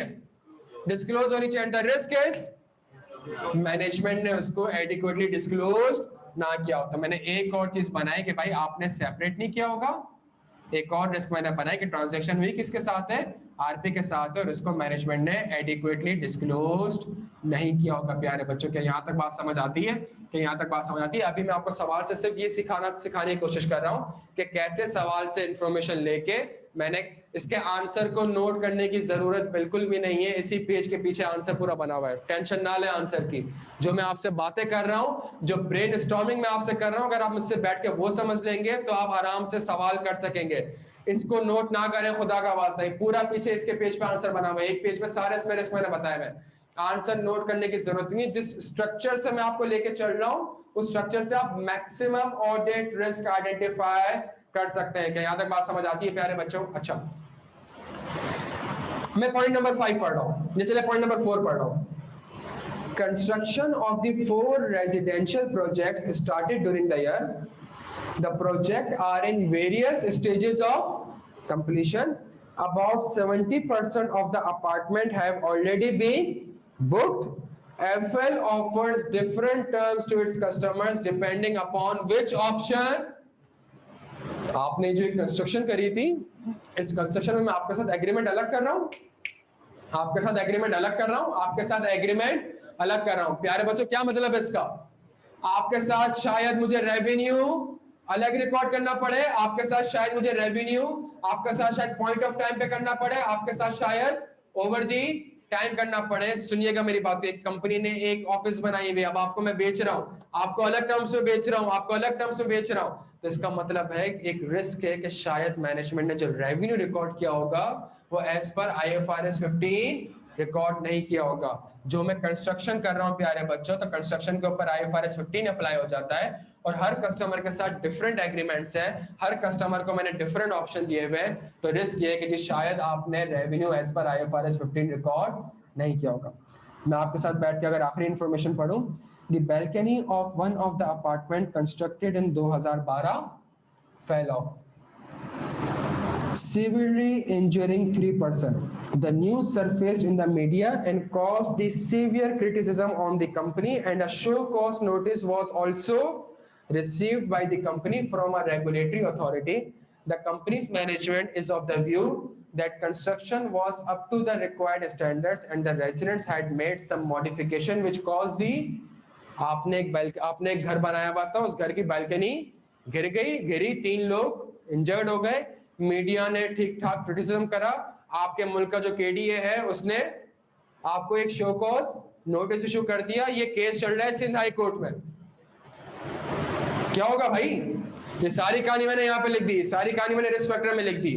मैंने कहा therefore there is a risk of understatement of provision, कि अगर एक केस चल रहा है आपके खिलाफ तो आपको शायद IAS 37 के हिसाब से क्या रिकॉर्ड करना पड़ेगा?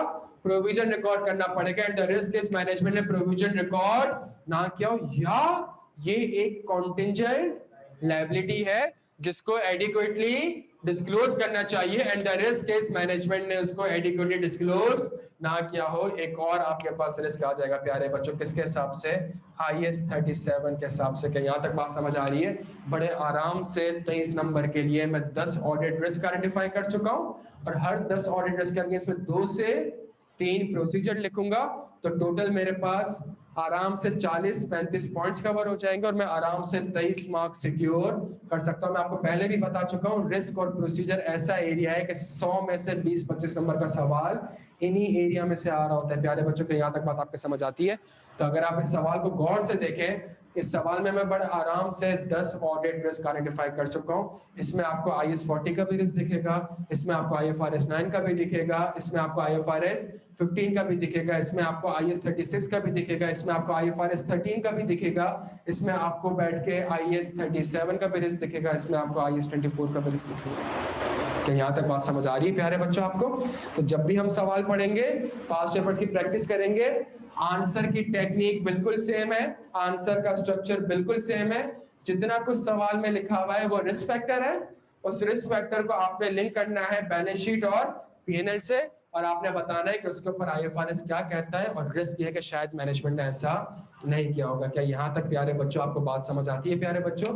तो इस सवाल को बड़े गौर से देखें, सुकून से अब बैठ कर डायग्राम देखें, सुकून से बैठ कर सवाल वापस से पढ़ें, और अगर आपका प्यारे बच्चों कोई भी सवाल है तो मुझसे पूछ सकते हो। अगर कोई भी सवाल है आपका तो मुझसे पूछ सकते हैं। कोई चीज समझ में नहीं आ रही, अगर किसी बच्चे ने लेट से IFRS का कोई कॉन्सेप्ट नहीं पढ़ा हुआ होगा तो वो घबराए नहीं, जब वो IFRS का वो कॉन्सेप्ट पढ़ेगा उसको ऑटोमेटिकली हो जाएगा। प्लस अगर मैं आपसे कोई सवाल कराऊंगा और उसमें कोई IFRS की इंप्लीकेशंस होंगी तो वो IFRS की इंप्लीकेशंस मैं आपसे ऑटोमेटिकली डिस्कस कर लूंगा। क्या यहाँ तक बात समझ आती है प्यारे बच्चों?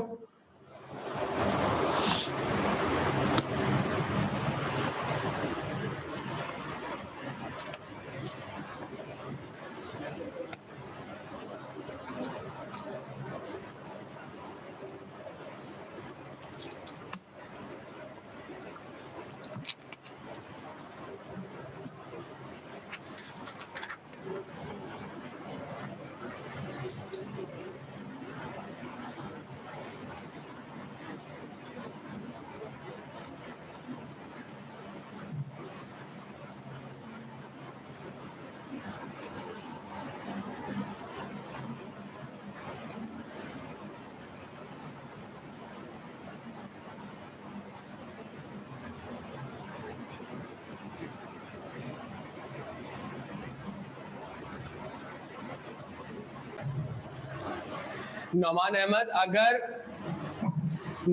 अगर फर्स्ट पैरा में लिखा है कि कंपनी कंस्ट्रक्ट दी बिल्डिंग, अगर सवाल में ये लिखा हो कि वो बिल्डिंग की कंस्ट्रक्शन के लिए किससे लोन लिया है? बैंक से लोन लिया। अगर आपको फाइनेंसिंग के बारे में बताया गया तो आपने IS 23 बोरिंग कॉस्ट के हिसाब से रिस्क आइडेंटिफाई करना है। अगर सवाल में उसने बैंक का वर्ड यूज नहीं किया तो आपने भी एजम्पशन नहीं लेनी, बिकॉज एजम्पशन लिए बगैर जो सवाल में दिया हुआ है मैं ऑलरेडी 10 ऑडिट रिस्क आइडेंटिफाई कर चुका हूं। 10 ऑडिट रिस्क का मतलब है हर ऑडिट रिस्क के अगेंस्ट में 3 प्रोसीजर्स लिखूंगा, तो टोटल 30 प्रोसीजर्स हो गए, 10 ऑडिट रिस्क हो गए, और 23 नंबर का सवाल है, पेपर में 40 मिनट है। आपको लगता है कि मुझे इसके अलावा फजूल की एजम्पशंस लेके कुछ और लिखने की जरूरत है? प्यारे बच्चों, मुझे कुछ और लिखने की जरूरत, बिकॉज जो लिखा हुआ है उससे मैं ऑलरेडी 10 ऑडिट रिस्क आइडेंटिफाई कर चुका हूं।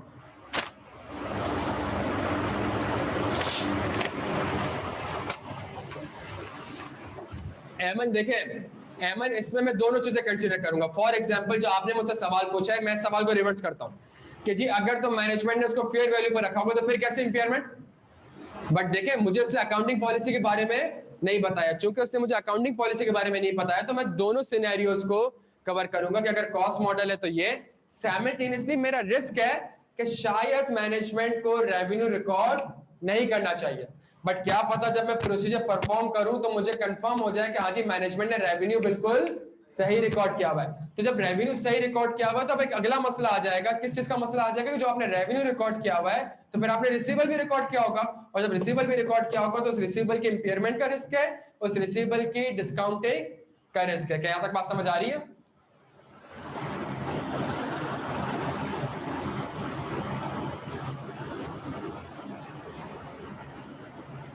कि अगर आपने ये कह दिया कि रेवेन्यू रिकॉर्ड ही नहीं होना चाहिए तो इट मीन रिसीवेबल भी रिकॉर्ड नहीं होगा, तो रिसीवेबल भी रिकॉर्ड नहीं होगा तो रिसीवेबल की क्लासिफिकेशन का भी रिस्क नहीं होगा, रिसीवेबल की इंपेयरमेंट का भी रिस्क नहीं होगा, रिसीवेबल की जो डिस्काउंटिंग है उसका, तो फिर आप 4 रिस्क फॉरगो कर देंगे। सही है? तो 4 रिस्क फॉरगो करने से बेहतर है कि आप पहला रिस्क बताएं और फिर आप बताएं कि जी if the revenue is recorded, तो फिर उसके बाद जब रिसीवेबल रिकॉर्ड होगा तो इस तरीके से ऑडिट रिस्क आइडेंटिफाई होंगे। क्या यहां तक बात समझ आती है हमें? अच्छा जी, मिदत बिल्कुल सही कह रही है, बिल्कुल सही कह रही है। उसको मैंने IFRS 15 में कवर कर दिया है कि रेवेन्यू को IFRS 15 के हिसाब से सही रिकॉर्ड नहीं किया होगा। और अगेन मैं कह रहा हूँ ये सादा खुशबू ड्राफ्टिंग है। जब इसी के एडवांस वर्जन में जाएंगे तो फिर रिस्क ये होगा कि जी स्टेज ऑफ कंप्लीशन सही कैलकुलेट नहीं की होगी, रेवेन्यू को ओवर द टाइम रिकॉर्ड करना पड़ेगा और मैनेजमेंट ने उसको पॉइंट ऑफ टाइम पे रिकॉर्ड कर दीजिएगा। बिल्कुल बिल्कुल सही कह रही है। ये हमारा अगला स्टेज होगा। पहले मैं और आप ये सीख लें कि सवाल में से किस तरीके से इंफॉर्मेशन को मैंने एक्सट्रैक्ट करना है, उसको रेलेवेंट बैलेंस शीट और पीएनएल से लिंक करना है, उसके ऊपर IFRS को लिंक करना है, फिर उसके बाद उस IFRS से क्या रिक्वायरमेंट है मजीद उसके ऊपर आएंगे। क्या यहाँ तक बात समझ आ रही है? बिकॉज अगर आज हम ये सवाल पढ़ रहे हैं ना, तो सवाल ये हम आज नहीं पढ़ेंगे, ये सवाल हम 1 महीने बाद वापस पढ़ेंगे। क्यों? जब हम प्रोसीजर्स पढ़ रहे होंगे तो इसी सवाल को हमने, जब उस सवाल को हम वापस से प्रोसीजर से लिंक करके देखेंगे तो फिर दोनों साइड को हम वापस से कवर करेंगे। अभी मैं और आप बैठ के थोड़ा सा ये सीख लें कि हम किस तरीके से रिस्क आइडेंटिफाई करते हैं, किस तरीके से इंफॉर्मेशन से हम रिस्क आइडेंटिफाई करते हैं। इसमें टाइम इसलिए लगेगा प्यारे बच्चों बिकॉज अनफॉर्चुनेटली फॉर्म में आप लोग इस तरीके से करते नहीं है। करेगा भी इस तरीके से, पिछले साल का APM उठाया कॉपी पेस्ट ऐसा, फिर रिस्क नहीं डालते। हाँ, क्या यहाँ तक बात समझ आ रही है भाई? इसी के पीछे एक आंसर आ रहा है प्यारे बच्चों, इसी के पीछे एक आंसर आ रहा है, उस आंसर पे आ जाए।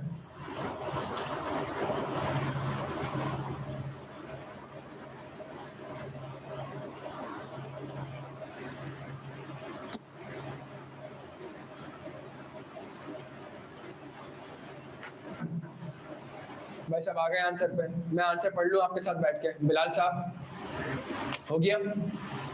हो गया। प्यारे बच्चों आंसर दिख रहा है आपको? सबसे पहले मैंने रिस्क की हेडिंग डाली classification of shopping malls and building, कि शॉपिंग मॉल और बिल्डिंग कॉम्प्लेक्सेस आपने किस पे दिया हुआ है? रेंट पे दिया हुआ है। रिस्क फैक्टर क्या है? The shopping malls and building complexes are for rental. ये मैंने कहां से कॉपी करा प्यारे बच्चों? ये मैंने सवाल से कॉपी करा। मैंने कहा therefore there is a risk of classification of asset because it should be classified as investment property and management may not have classified it as an investment property, instead as owner occupied property। क्या यहाँ तक बात समझ आती है प्यारे बच्चों?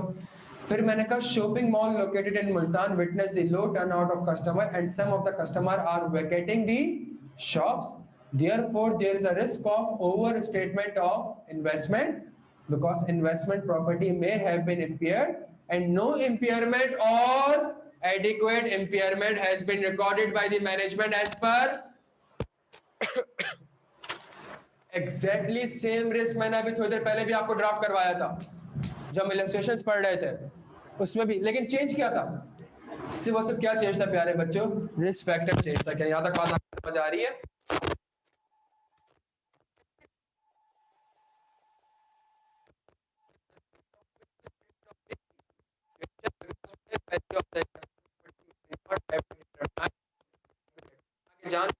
assumptions not be reasonable, जिसको आप जाकर डिस्कस करें।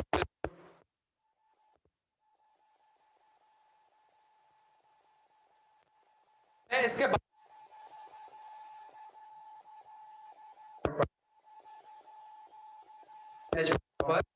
एग्री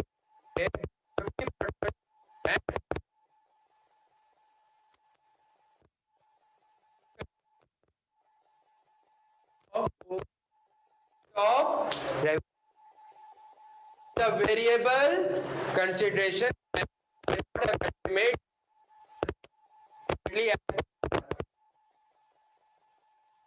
अरे बच्चों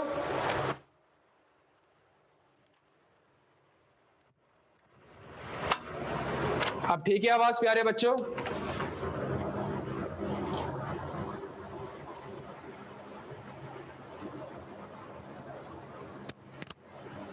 चले जी, फिर मैंने कहा कि चलो भाई रिसीवेबल रिकॉर्ड कर लिया। सुनिएगा मेरी बात को, जो आप एक बंदा बात कर रहा था ना, एमन, जो आप कह रही थी ना कि भाई रेवेन्यू तो जब रिकॉर्ड ही नहीं हो रहा तो फिर रिस्क क्यों है? देखें 100 रुपए की मैंने सेल्स करी है, मुझे लगता है मुझे 25 रुपए मिल जाएंगे, ये एक वेरिएबल कंसीडरेशन है। भाई मुझे 100 रुपए में से कितना तो 25 रुपए का रेवेन्यू रिकॉग्नाइज कर लेंगे, 75 का रेवेन्यू रिकॉग्नाइज। अगर मैं आज स्टील मिल को 100 रुपए बेचता हूँ, मुझे लगता है कि 100 रुपए में से कितने मिल जाएंगे मुझे? ₹10 तो मैं ₹10 का रेवेन्यू रिकॉग्नाइज करूंगा, ₹90 का रेवेन्यू रिकॉग्नाइज। जो ₹10 का मैंने रेवेन्यू रिकॉग्नाइज किया है, बाद में मुझे वाकई में ₹10 भी नहीं मिलते तो मुझे क्या करना पड़ेगा उस रिसीवेबल के ऊपर? इंपेयरमेंट। प्लस ₹10 मुझे 2 साल बाद मिलेंगे तो मुझे उसकी क्लासिफिकेशन क्या करनी होगी? Non current asset. और उस ₹10 को मैं आज ₹10 पे रिकॉर्ड नहीं कर सकता, मुझे क्या करना पड़ेगा? उसको डिस्काउंट करना पड़ेगा, ₹8 पे रिकॉर्ड करना पड़ेगा और over the 2 years, over the 3 years इसको मुझे अनवाइंडिंग ऑफ डिस्काउंट करना पड़ेगा। क्या ये बात आपको समझ आती है बच्चों? अच्छा, फिर मैंने कहा चलो, a shopping mall located in Multan has been witnessing the low turnout of customer and vacating the shops. Therefore, there is a risk of overstatement of receivable because receivable may have been impaired and no impairment or adequate impairment may have been recorded by the management as per IAS 36। हटा दें, क्या लिखेंगे हम? IFRS 9। मैंने गलती से IAS 36 लिख दिया है, इसको काट के क्या करते हैं प्यारे बच्चों? IFRS 9।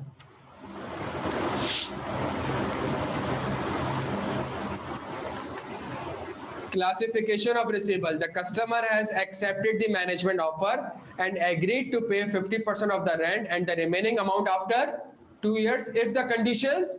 Therefore, there is a risk of classification of receivable because receivable shall be classified as non-current asset as per IAS 1 and the management may have classified it as current asset। क्या यहाँ तक बात समझ आती है?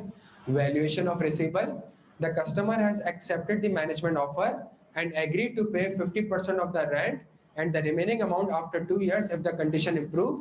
Therefore, there is a risk of valuation of receivable because it includes significant financing component and shall be discounted using an appropriate discount rate as per IFRS 15 and management may not have classified it या account for it separately। क्या यहाँ तक बात आपको समझ आती है प्यारे बच्चों?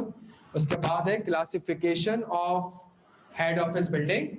2 floors from the head office building has been rented out. Therefore, there is a risk of classification of building because building is used for more than one purposes and both the parts shall be classified separately subject to certain condition and management may not have classified it as separately. 2 floors have been rented out to the company who have common director. Therefore, there is a risk that the RP transaction may not have been adequately disclosed in the financial statement as per IAS 24. The company offers different terms to its customer depending upon which option they choose for the sale of residential projects.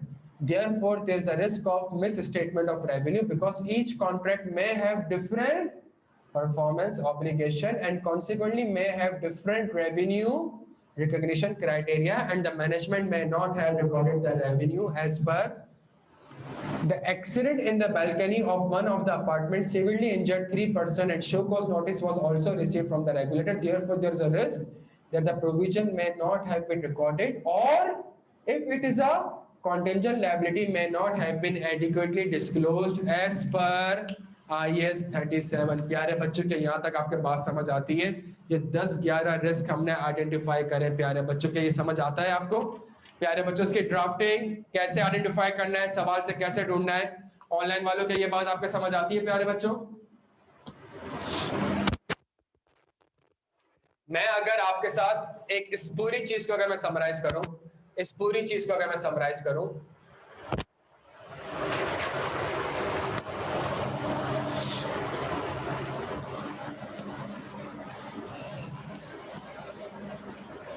आप लोगों ने थोड़ा सा participate करना है बच्चों, इससे आपको एक बिगर ओवरव्यू मिलेगा। कंपनी का बिजनेस क्या है भाई? जल्दी बता दे, कंपनी का बिजनेस क्या है? कंपनी के 2 बिजनेस है। पहला बिजनेस रेंटल, दूसरा बिजनेस भाई जल्दी आ जाए कंस्ट्रक्शन। ऐसा ही है भाई, जो मैं बिजनेस जो मेरा रेंटल वाला है प्यारे बच्चों, इस फॉरेन से मैंने कहा जहां आपका बिल्डिंग आप रेंटल पे देते प्यारे बच्चों, तो कौन सा रिस्क आइडेंटिफाई हो गया? जल्दी बता दें कौन सा रिस्क आइडेंटिफाई हो गया? IAS 40 के हिसाब से रिस्क आइडेंटिफाई होगा। कौन सा रिस्क आइडेंटिफाई होगा? पहला रिस्क आइडेंटिफाई हो गया क्लासिफिकेशन का, दूसरा रिस्क आइडेंटिफाई हो गया फेयर वैल्यू का, और सवाल में लिखा गया है कि भाई ये जो आप रेंटल देते हैं शॉपिंग मॉल को, तो एक जो शॉपिंग मॉल है कौन सा वाला? मुल्तान वाला, उस मुल्तान के शॉपिंग मॉल में क्या हो रहा है, मुल्तान के शॉपिंग मॉल में क्या हो रहा है, लो टर्न आउट। तो मैंने कहा एक और रिस्क हो चुका है, किस चीज का रिस्क हो चुका है, कॉस्ट मॉडल अगर होगा तो किस चीज का रिस्क हो चुका है प्यारे बच्चों, एम्पेयरमेंट का रिस्क हो चुका है, ऐसा ही है। अच्छा, फिर मैंने कहा कि मुल्तान वाले में सीन क्या है, मुल्तान वाले में सीन ये है कि आपने क्या किया है, आपने उनको 2 साल का रिलैक्सेशन पीरियड दिया। मैंने कहा सबसे पहले तो जो मेरे पर रेंटल इनकम आती है इसकी एंट्री क्या बनती है प्यारे बच्चों, इसकी एंट्री बनती है रेवेन्यू, क्रेडिट अकाउंट, रिसीवेबल, ये एंट्री बनती है। मैंने सबसे पहले इसको पकड़ लिया। मैंने कहा भाई IFRS 15 के हिसाब से अगर 100 रुपए का रेवेन्यू आपने रिकॉर्ड करा है तो देयर इज अ पॉसिबिलिटी कि 100 का 100 रेवेन्यू आपको रिसीव ना हो। आप खुद कह रहे हो कि अगर हालात सही हो जाए तो पैसे पे कर देना, तो कितने % चांसेस है कि हालात सही होंगे तो आप 100 का 100 रेवेन्यू रिकॉर्ड नहीं कर सकते। तो मैंने सबसे पहले कहा भाई IFRS 15 के हिसाब से सुनिएगा मेरी बात को, ये जो मैंने दिया है इसके साथ एग्रीमेंट किया, लेट से 100 रुपए का, ठीक है भाई 100 रुपए का, 2 साल बाद कितने पे कर देना, 100 रुपए। तो मैं कहूंगा नहीं रेवेन्यू 100 रुपए से रिकॉर्ड नहीं कर सकता, रेवेन्यू कितने से रिकॉर्ड करूंगा, मुझे लगता है 100 में से कितने मिल जाएंगे, 100 में से कितने का फ्यूचर इकोनॉमिक बेनिफिट आ जाएगा, कितने का, 20 का। तो ये मेरे पास एक 20 रुपए रिकॉर्ड हुआ, ये मेरे पास एक 20 रुपए रिकॉर्ड। मैंने कहा नहीं, ये 20 रुपए आपको कब मिलेंगे, जल्दी बताएं 20 रुपए कब मिलेंगे, 2 साल। तो मैंने कहा ये कहां क्लासिफाई होना चाहिए, नॉन। प्लस पैसे कब मिलेंगे, तो मैं इसको 20 रुपए पे रिकॉर्ड नहीं कर सकता, मुझे क्या करना पड़ेगा, इसको डिस्काउंट करना पड़ेगा। इस 20 रुपए की जगह मुझे कितने से रिकॉर्ड करना पड़ेगा, 40 से, और फिर 4 रुपए की मेरी इंटरेस्ट इनकम वगैरह आ जाएगी। क्या यहाँ तक बात समझ आती है प्यारे बच्चों। जहां मैंने ये काम भी कर लिया, उसके बाद मुझे पता चला कि मैंने एक जगह कंस्ट्रक्ट करी थी, उस कंस्ट्रक्शन की बालकनी क्या हो गई है, गिर गई है। तो मैंने फौरन से कहा किस चीज का रिस्क है प्यारे बच्चों, IS 37 का। प्लस मेरे के जो सारे ऑपरेशंस में करता हूँ, ये सारे बिजनेस में कहाँ बैठ के करता हूँ, सारे बिजनेस में बैठ के करता हूँ हेड ऑफिस में, जो कि मैं एडमिनिस्ट्रेटिव पर्पस के लिए यूज करता हूँ। और इस हेड ऑफिस के 2 फ्लोर मैंने किसको दे दिए, जहां मैंने 2 फ्लोर लिखा, मैंने कहा IS 40 के हिसाब से कौन सा रिस्क, सेपरेशन का, और ये 2 फ्लोर रेंट पे दिए किसको है, डायरेक्टर को। तो मैंने कहा किस चीज का रिस्क हो गया, रिलेटेड पार्टी का रिस्क हो गया। क्या यहां तक आपके बात समझ आती है। मेरा एक और बिजनेस था किस चीज का, कंस्ट्रक्शन का, और जो मैं ऑफिसेस वगैरह कंस्ट्रक्ट करता हूँ या जो रेजिडेंशियल अपार्टमेंट कंस्ट्रक्ट करता हूँ, इसमें मेरे डिफरेंट ऑप्शंस होते हैं कस्टमर के साथ। तो जब डिफरेंट ऑप्शंस होते हैं तो रेवेन्यू रिकग्निशन क्राइटेरिया एक नहीं हो सकता, एक से ज्यादा होगा, या तो पॉइंट ऑफ टाइम होगा या ओवर द टाइम होगा, या जो मदद ने कहा कि जी स्टेज ऑफ कंप्लीशन आपने सही रिकॉर्ड नहीं किया होगा। ये सारे रिस्क प्यारे बच्चों यहाँ पे आ जाएंगे। क्या बात समझ आती है। इस सवाल को गौर से देखिएगा और आप हमेशा याद रखिएगा प्यारे बच्चों, जिस तरीके से आप कंपनी का ऑडिट करते हैं, हम कंपनी का ऑडिट इसी तरीके से कर रहे होते हैं। हम पूरे उसके ऑपरेशंस को समझते हैं, उसके डायरेक्टर्स कौन है, किसको रेंट पे दिया, क्यों दिया रेंट पे, क्या क्या ऑपरेशंस है, क्या एग्रीमेंट स्टैंडर्ड है, क्या एग्रीमेंट डिफरेंट है। अगर एग्रीमेंट डिफरेंट है तो इट मींस परफॉर्मेंस ऑब्लिगेशन भी डिफरेंट हो सकती है। मैं इस तरीके से चीजों को देखता हूं as a manager, as a director. आपके फर्म के लोग इस तरीके से चीजों को ओवरव्यू रखते हैं, फिर उसके बाद वो कहते हैं कि जी यहाँ पे ये रिस्क हो सकता है, फिर बेस्ड ऑन दैट वो उसी तरीके से चीजों को रिव्यू कर रहे होते हैं। क्या यहाँ तक आपके बात समझ आती है प्यारे बच्चों। तो इस तरीके से आप लोग भी कोशिश करिएगा ऑडिट करें अपने ऑडिट फर्म में। अब मेरी जो मैं आपसे पहले भी कह रहा था कि अगर आपने ये क्लास ले ली, आज की ये क्लास लेना मैंने, और आप लोग लेट से ऑडिट फर्म में, तो जो ऑडिट फर्म में, और अब आप अगले 1.5 साल बाद अगर आपकी अटेम्प्ट है, अगले 1.5 साल में अब आप जितने क्लाइंट्स का ऑडिट कर रहे होंगे, तो आप सिर्फ फर्म के लिए ऑडिट नहीं कर रहे होंगे, बल्कि आपका ऑडिट रिस्क वाला टॉपिक रिवाइज हो रहा होगा। अब आपको और चीजें समझ में आ रही होंगी कि इस तरीके से रिस्क को एक जूनियर या सेमी सीनियर को जब कहा जाता है ना कि मुझे इस क्लाइंट के रिस्क बताओ, वो करता क्या है, पहला काम वो पिछले साल की फाइल ढूंढता है, कॉपी करता है, डॉक्यूमेंट्स अपडेट करो, उसको पता ही नहीं होता डॉक्यूमेंट्स किस तरीके से अपडेट होते हैं। और इन सारे प्रोसेस में प्यारा बच्चा क्या हो रहा होता है, उसकी आर्टिकलशिप, उसका टाइम को जाया होता है, उसको पता नहीं करना क्या है। जब उसको पता ही नहीं करना क्या है तो जी उसको कॉल करेगा, भाई अपनी फाइल का डॉक्यूमेंट दे दे, वहां से कॉपी करेगा, कुछ समझ नहीं आ रहा होगा, फिजूल का रिव्यू पॉइंट्स आ रहे होंगे, समझ नहीं, टाइम बैठ के फॉर्म में क्या कर रहा होगा बर्बाद। जब आपको एक मौका मिल रहा है सीखने का, आप तभी सीख सकोगे जब मैं बैठ के आपको एक ओवरव्यू दूंगा चीजों को प्रैक्टिकली बताऊंगा, और जहां चीजें आपको प्रैक्टिकली पता चलती रहेंगी प्यारे बच्चों, आप आराम से, बहुत आराम से एक अच्छा ऑडिट फॉर्म में जो आप काम करेंगे वो आप अपने लिए काम करेंगे। अभी जो आप काम कर रहे हैं किसके लिए काम कर रहे हैं, किसी और के लिए काम कर रहे हैं। जहां आर्टिकलशिप का पर्पस समझे, आर्टिकलशिप का पर्पस ये नहीं है कि आपने फर्म के लिए काम करना है। The purpose of the articleship is कि जी आपने अपने आप को पर्सनली इतना ग्रूम करना है, professionally, communication wise, exposure wise इतना ग्रूम करना है कि आप फाइनल का पर्चा दे सके। सुनिएगा मेरी बात को गौर से, आपने इस 3-3.5 साल में अपने आप को इस तरीके से प्रोफेशनली, पर्सनली ग्रूम करना है कि आप फाइनल का पर्चा दे सके। हम पढ़ कुछ और रहे हैं, हम फॉर्म में कुछ और कर रहे हैं, हम आई कैप में कुछ और लिख के आ रहे हैं, हम किसी एक जगह टिक ही नहीं पा रहे यार। आप सोचें इस चीज को। तो मैं आपसे वही बार बार बात सजेस्ट करूंगा प्यारे बच्चों, चाहे आपकी अटेम्प्ट 1 साल बाद हो, 1.5 साल बाद हो, आपने जब भी पेपर सेलेक्ट करना हो, लेकिन जहां ये पेपर आप बैठ के मुझसे पढ़ते हैं ना प्यारे बच्चों, खुदा का वास्ता है इन चीजों को मैं आपको एक असाइनमेंट देता हूं। आप जिस भी फॉर्म में है ना, आपके पास एक सॉफ्टवेयर होगा फॉर्म का, उस सॉफ्टवेयर में आप जाएं, प्लानिंग का सबसे पहला डॉक्यूमेंट ये होगा, obtaining and understanding of the entity and it's environment including it's. और अब आप जब वो डॉक्यूमेंट देखेंगे और उसको भरने की कोशिश करेंगे तो आपको ज्यादा अच्छे से आप उसको कंप्लीट कर सकेंगे, ज्यादा अच्छी चीजें डॉक्यूमेंट कर सकेंगे। क्या यहाँ तक बात आपको समझ आती है?